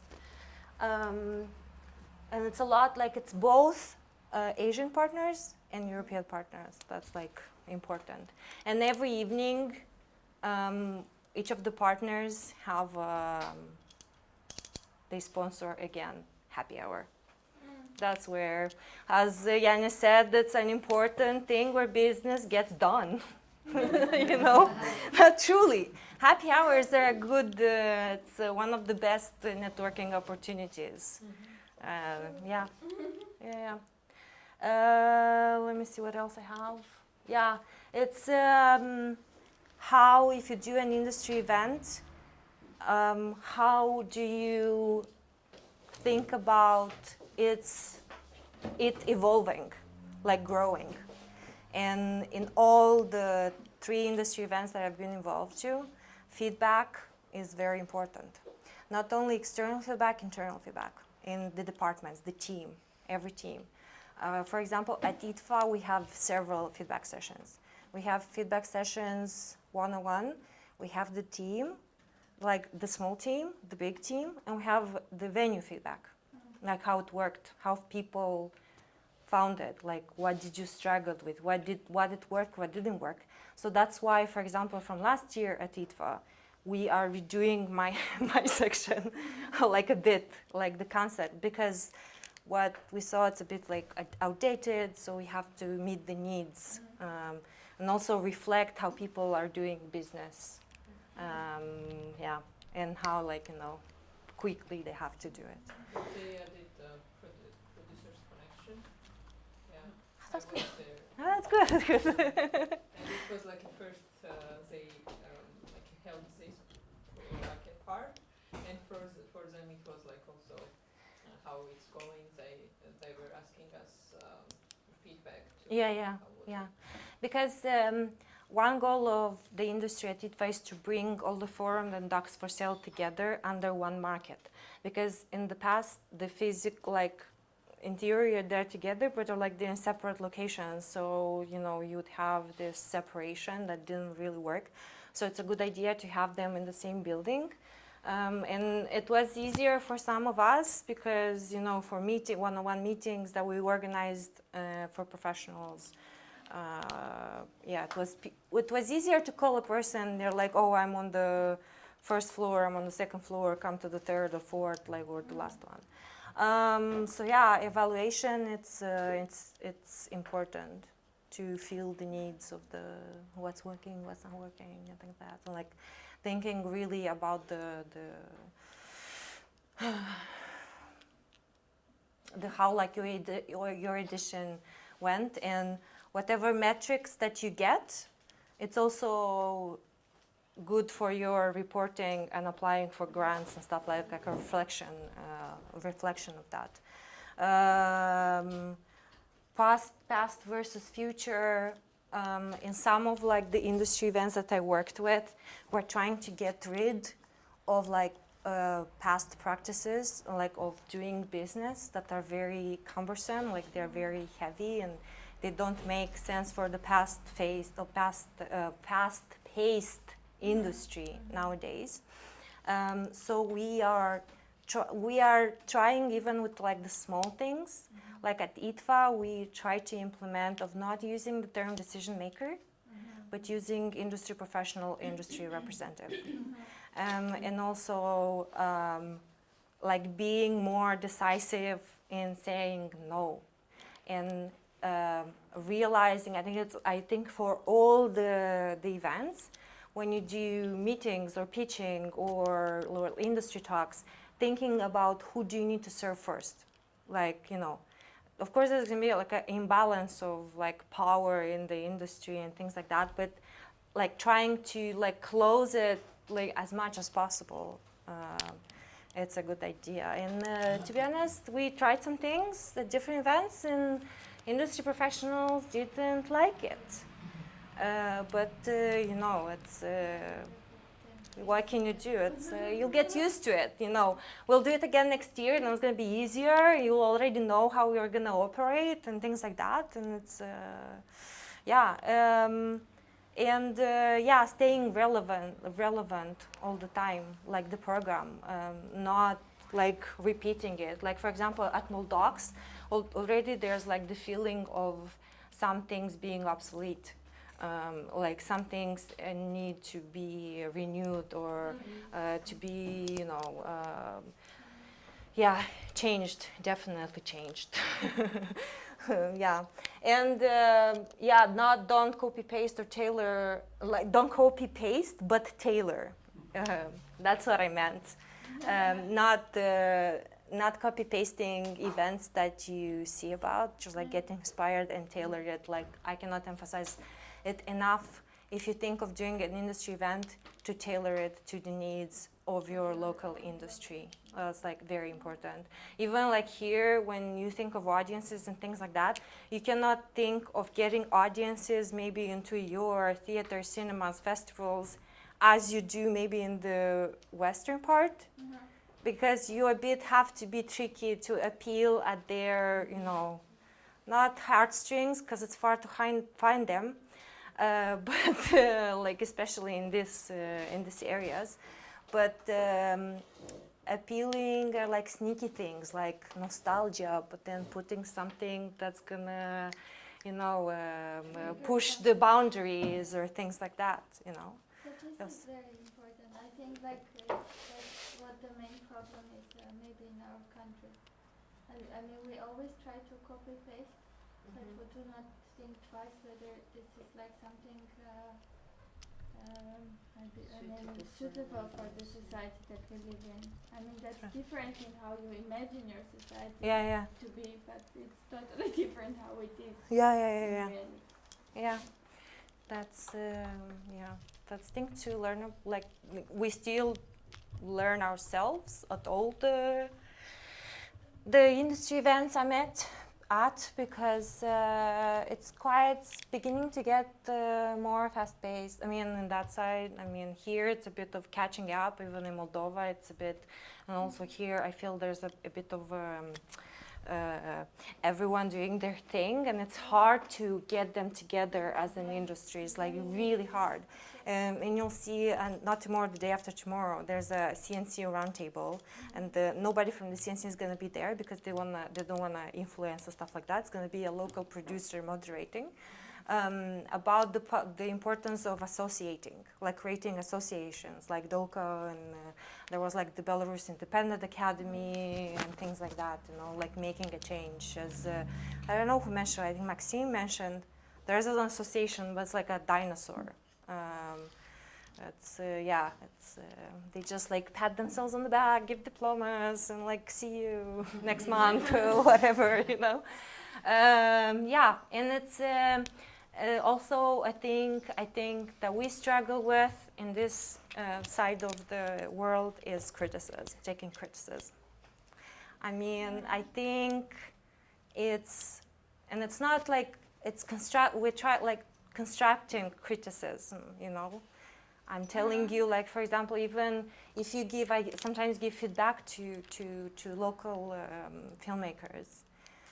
And I'm like, do you want me to sugarcoat it? Or do you want me, like, to really tell you, like, you know, like, don't hurry to, like, film.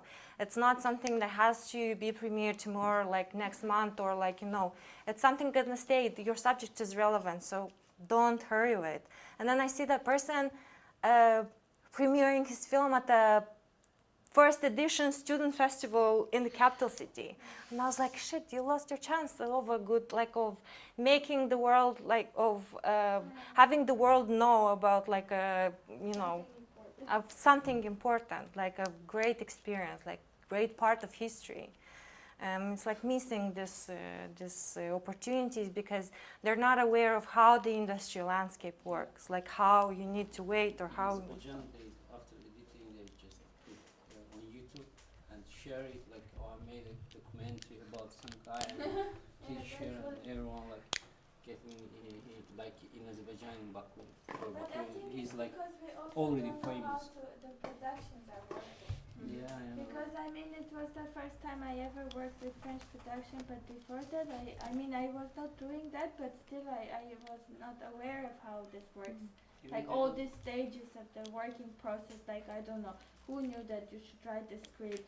Who knew that it's not only you who should film it, but somebody is coming helping you film. Then you go somewhere and you have an editor. Oh my God, like something strange is happening to your life, and then your film, like I don't know, your producer says, yes, I will send it to this festival, to this, and you are like, Yeah, and it's like another thing, like knowing about the festival strategy.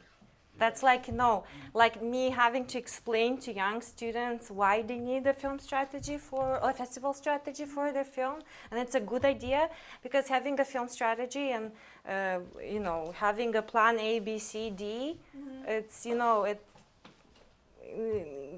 you can predict to a certain level how your journey is going to go and also learn like what's like important. Okay, like here you are not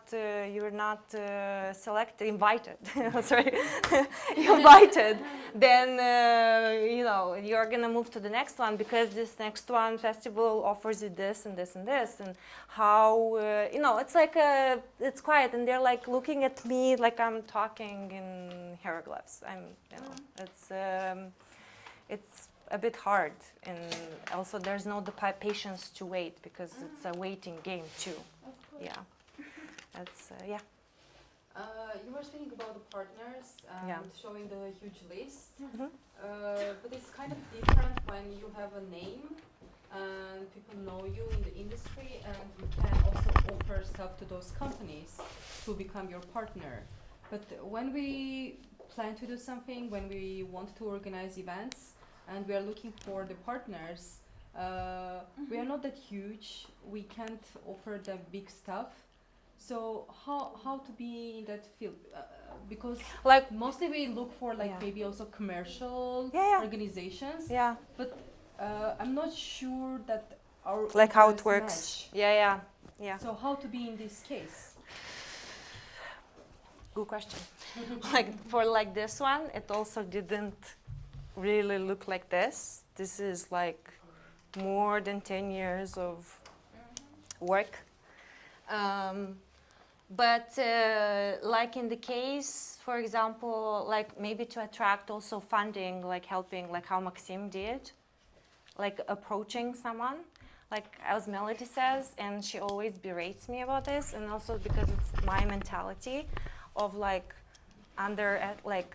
underestimating or like not being comfortable to ask, because the worst thing that I can say is no when you move on to the next thing, and I always try to do that.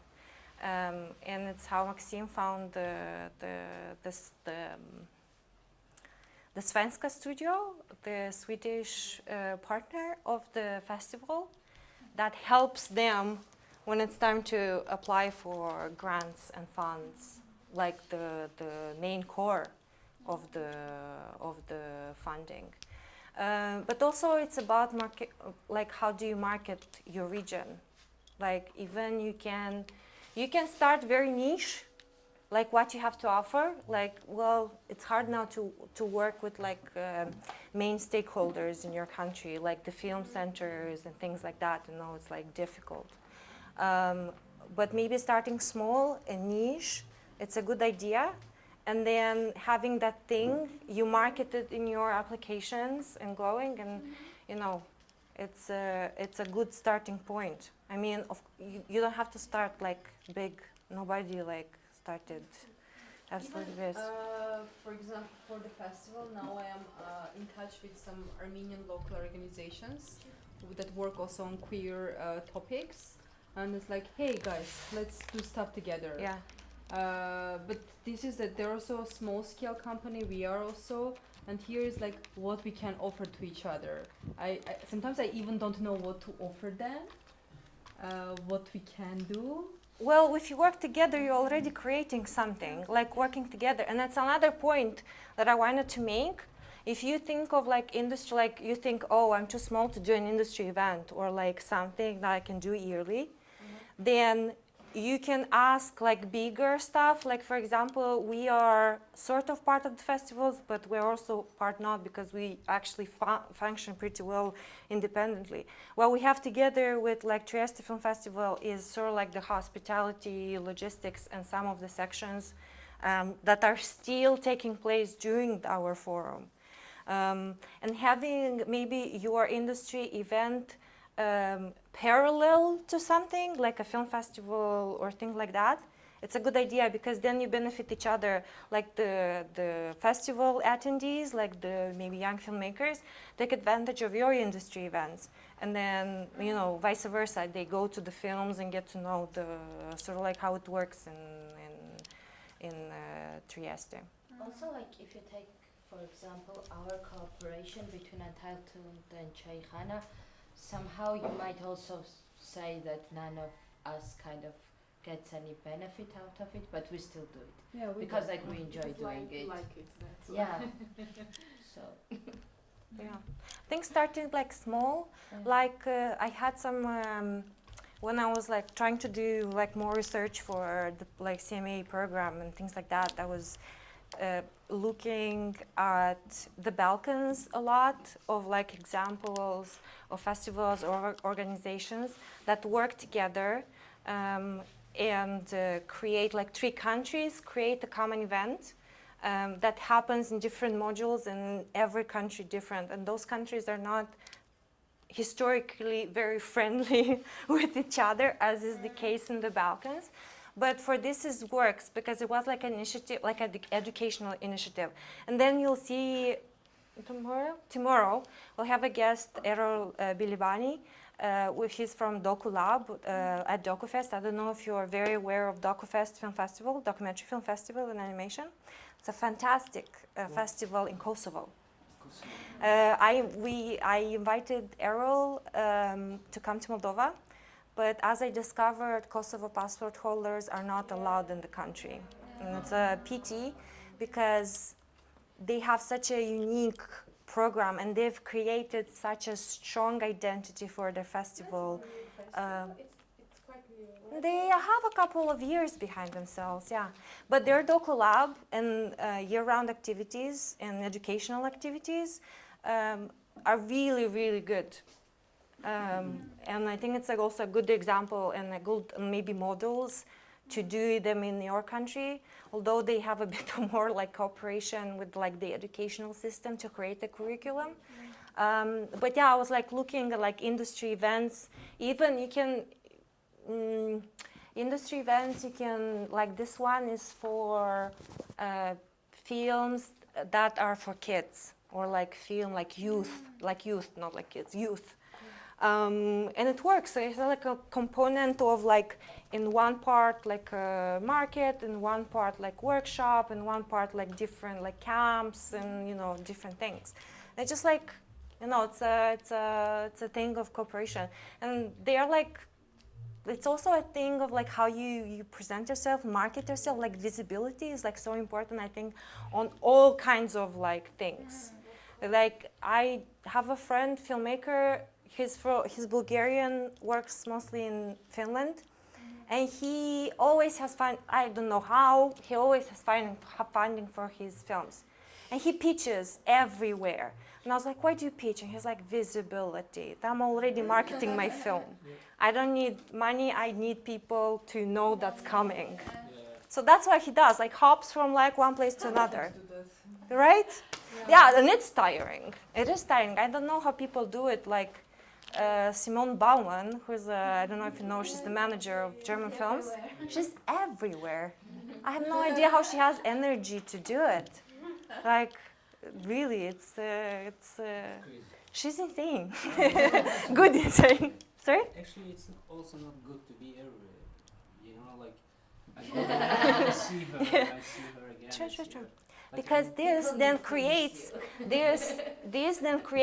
like you will see me at like next, like what next? Carlo Vivari. Yeah. You'll see me at Locarno, you'll see me in Venice. Yeah. You'll see me at ITFA, Doc Leipzig, blah, blah, blah, blah, blah. And we see each other and we talk about, like secrets. We're sharing secrets in the industry that, you won't know because you don't see me, you don't see me at every event because it's freaking expensive. It's like expensive. It's, I'm like, I know how it is. Like for now, it's even now when I have to travel, I'm quite rigid about asking, like, of course, if you cannot cover it, then it's fine. I'll find a solution and don't come, or like I'll change to something else. But I always ask, because the worst that I can say is no. Exactly. For example, for me, it would be good, of course, to travel and meet people and ask them to come and blah blah. Like because of the festival. But as a filmmaker, I have to be selective.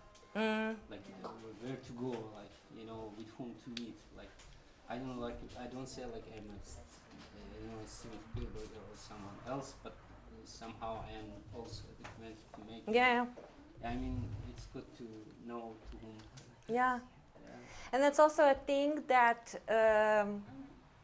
for example, when there's an industry event and the industry event covers maybe some of your accommodation has a fee and stuff like that, usually the people from outside European Union or, like low capacity, the fee is going to be smaller.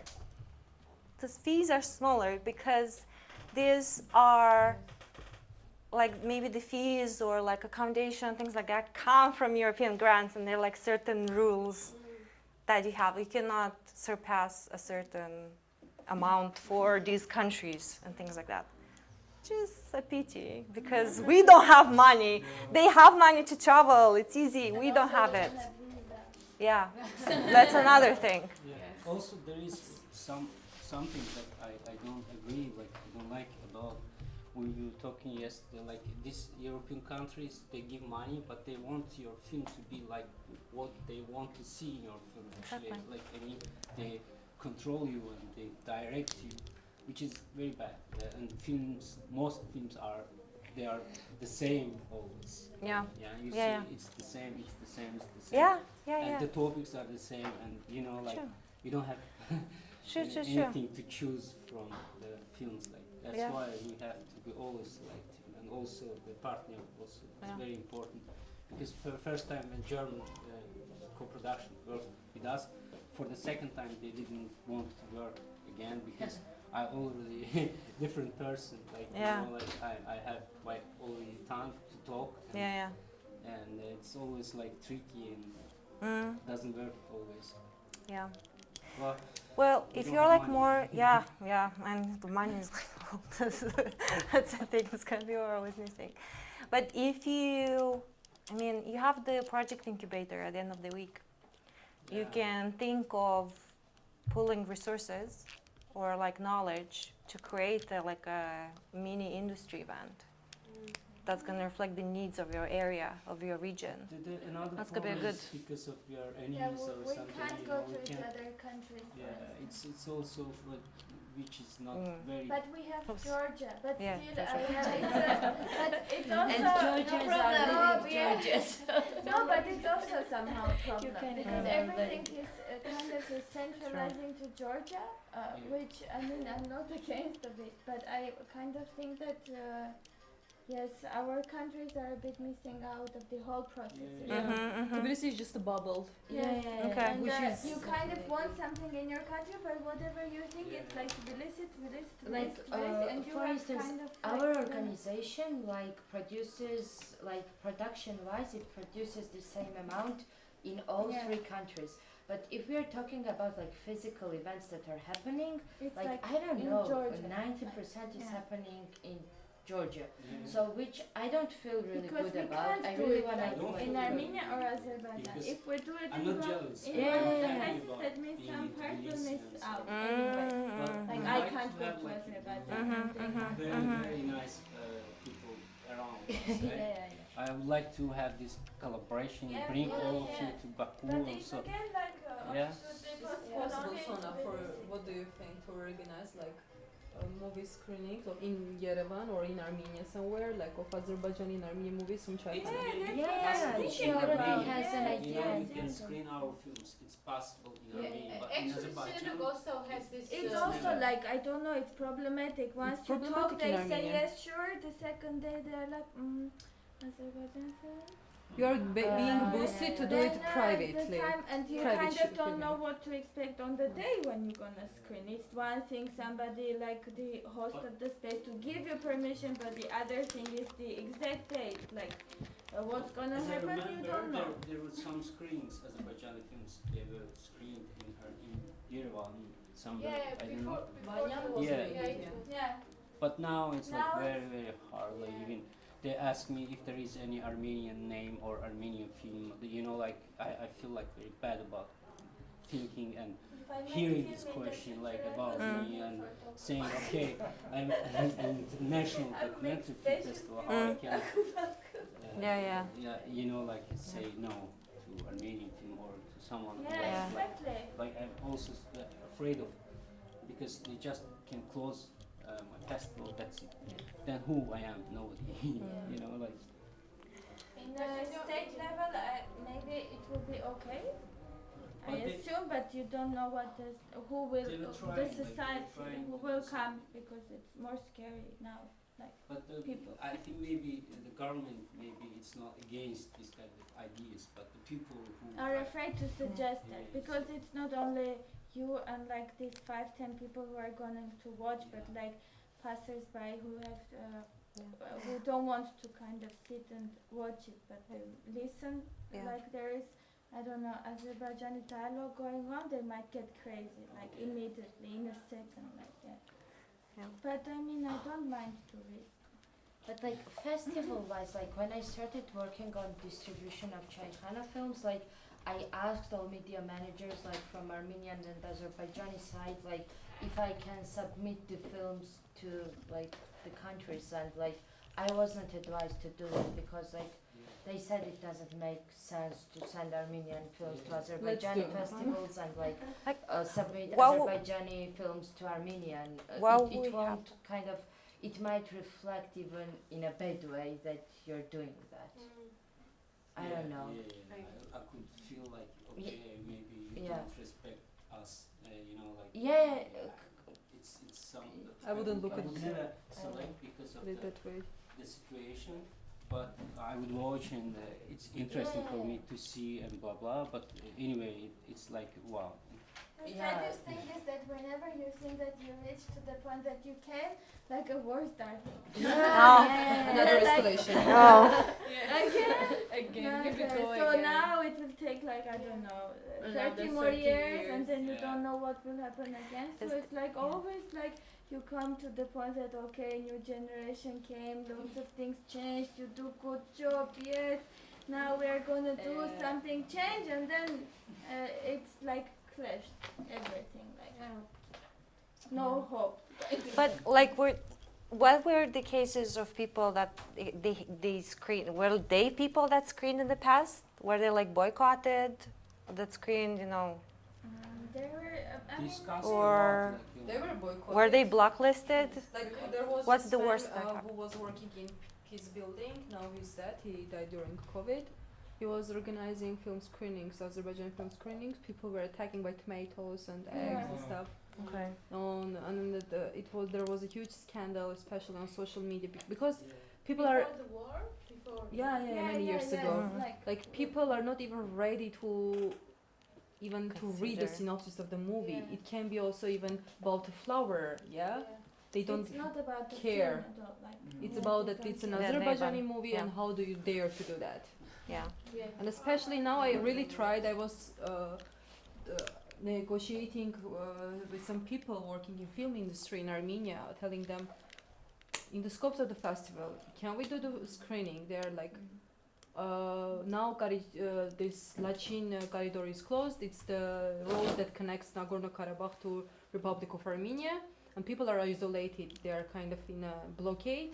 Like, how can we do such things when such things are happening? I'm telling, isn't it the purpose of art to voice up issues that we have and to kind of try to change things in this way? It's like, it sounds nice, but no. I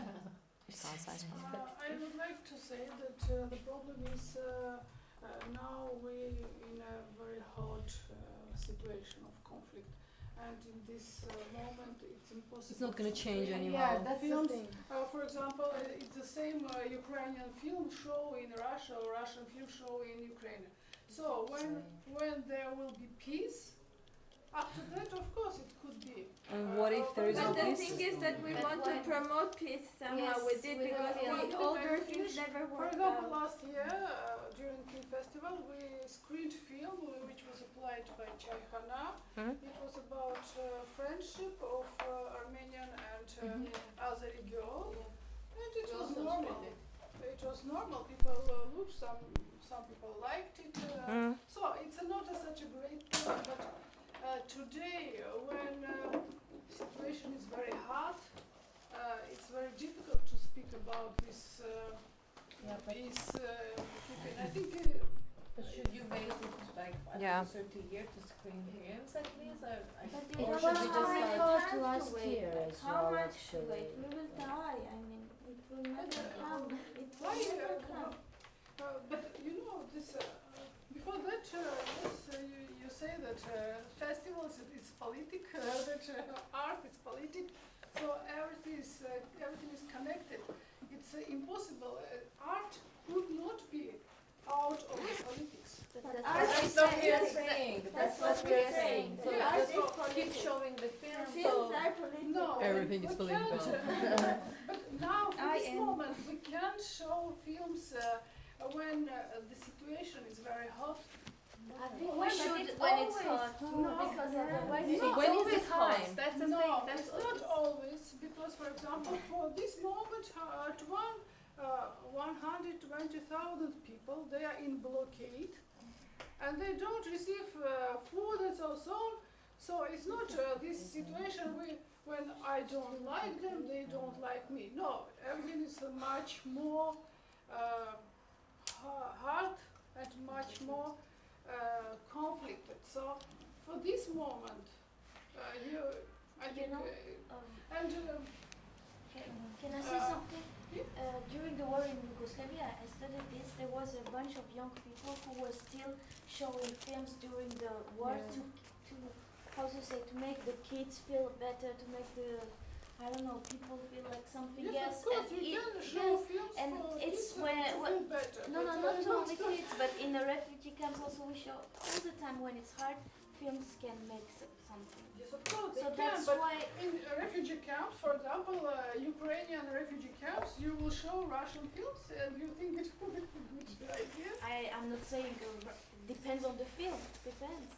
If it No, creates a dialogue. No, when the people are But I'm not saying. in a danger, when people lose everything and so on, how they could. But we live in that kind of Look, world. you sit like here with everywhere a people are losing Azerbaijani guy homes and and have okay, problems, but they together. create You can a Yes, create a of course, dialogue. we are okay, but the problem is on the state level, yes, and level we should not count on them. Can I ask a question, actually? That's You were saying that it's a hot situation now ongoing and it's not a good thing to do it now. What about like years ago, 3 years ago, 4 years ago, when Vanyan, for example, was showing, it still was hot or no? So it still was attacked and it never was a good time for Armenia to take actions for peace building and for... And the film shouldn't be like consequence of this peaceful time, but we should use it as a tool to make Maybe something, like reach change that something, peaceful because time. it's not gonna come if you don't. Is it about do that or anything. is just about that we really want to be nationalistic and just don't want to have a dialogue and to change the But you situation? can have different dialects. It's not only But from nothing screen. is But created film is for what you the do. dialogue. We For are all nothing. filmmakers. It's our tool. So it's how we express, how we discuss, how we do want to dialogue. create dialogue. Because a film it's an instrument for reconciliation, 100%. I think for this moment, But that's why we are working on for this kind of moment. Like yes, I think- for this, you know, for example, when somebody in car accident and he is very bad, you say, okay, let's say. show you show not you like film, this. show Like music. this. Come on. No, it's not. No, you person have to go out from this hot time and then we can. Yeah, but You know, I cannot see I'm in a world. When have been we were out? When? I was born in 1992. I was never out. No. I'm I 40 also- years I was old. born after 93 ceasefire. that I was out. You know, there is internet. Oh my God. And you have, if you want to watch films, you can see. Guys, let's not scream. Let's have a dialogue. Speak calmly, I exactly. see lots of like Armenian and One by one. Azerbaijanis in the same space and like they're friends and they can talk in this room and stuff, but like they can't screen each other's films in their countries, which is like kind of ridiculous. Why? Like two governments are like against each other and people have like nothing against each other and they can't screen each other's At least some films people. in the nothing countries. else. It's like some people, yeah, even if it's like minorities, why shouldn't they screen each other's films? Okay, can I say It's kind of a maybe statement there is no- also that they want peace and they don't want this That's the conflict. form of our, Yeah. our you know, That's how we how, navigate that's how ourselves in a this shit. filmmaker can make a statement that Yeah. he or she doesn't want this war. Can I say something? Yes, of course. So I'm coming from Abkhazia, half my family. I cannot see them. They live in a bubble. They live under propaganda. They see one kind of film. They see something different that it's reality. They don't know that Georgian wants the dialogue. And once I was there, accidentally I got this pass and I showed something and they said, oh, you don't hate us? The people live like this, the young people think like us, and if you don't show, they are under the war, the thing. If you don't show, they don't understand. And it worked, and then it little by little, Yes, you know. but you know, audience of festival is very small. But it's not festival. But I it's was in not a village about with the number people. of people. We are not talking about festival. We are talking Okay, about in a village, audience. we are talking about just showing films in any way, in any kind. Not to be afraid to do that act of showing. Yeah. Because I believe what Chaykhana does, I do that because I believe in the ideology of what we do. I want to see how my peers live there. And I want to make it public. Yes. It is public. Chaykhana is public. Yeah. I'm not saying that it's a closed It's and you online. can't watch it. But I want to be able to make this act because we show each other's films. We had a screening, we showed Armenian Georgian film. If you But want why to do I it, can't? if you want to do it, why? Yeah, but I Why? why you You are say just that we meeting the can't? walls. People are just building walls in front of you when they hear about Azerbaijani authors and Azerbaijani Sorry, movies. if you will organize a Kumar festival in Yerevan, I don't think that the reaction will be different. So there are many different topics which in society may be not understandable in a good way. So it's a way. So you have to, if you have this idea, if you want, do Will you it. accept Azerbaijani movies in Kim Festival? Yeah. Huh? Will you accept Azerbaijani films in Kim Festival, in your festival? We showed Azerbaijan No. Film Festival. No. No. No. It depends on quality of the film. Okay, that's it. What we are There talking you go. about. You'll now get a lot of submissions. We will make a collaboration with Doku Baku and share your program. Would you make like something Curated. Doku Baku show? Sorry, our festival is Women's Film Festival. It's okay. You can have a section. I'm not sure that Doku Baku. Yes, Yeah, why not? A section, a curated section, a special curated section. It will be wonderful. Imagine you exchange your program. Yeah, Exchange. good idea. That's you for that. Yes. That's why we're here. If you do this step, you will show how much you are for peace. But, no but. When bad comes, it's all.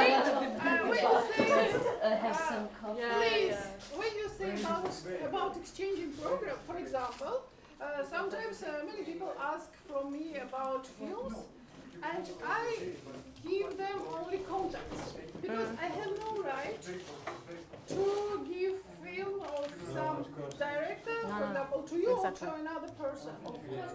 So, Yeah, but like for example, This is something different. Yeah. It's a more collaboration. No, but I can share with him, for example, some fields, and he is interested. No, sharing in a different We meaning. are creating together, share the program, sitting on the same table. While it's Doku Baku, he showed Armenian films from Collaborate. filmmakers, and when it's Kim Festival, you show a part of his program. So this is the collaboration. Not I give you an email of an Armenian director, very nice. It's not about this. It's not. It's really an open, yes, public collaboration. but yeah, Yes, and Maria. that's good. That's good. Good already. Good. We'll take a short break because we went over time, and then I think there's Rodrigo. He's not sleeping. He had Rodrigo from Doc Lisboa.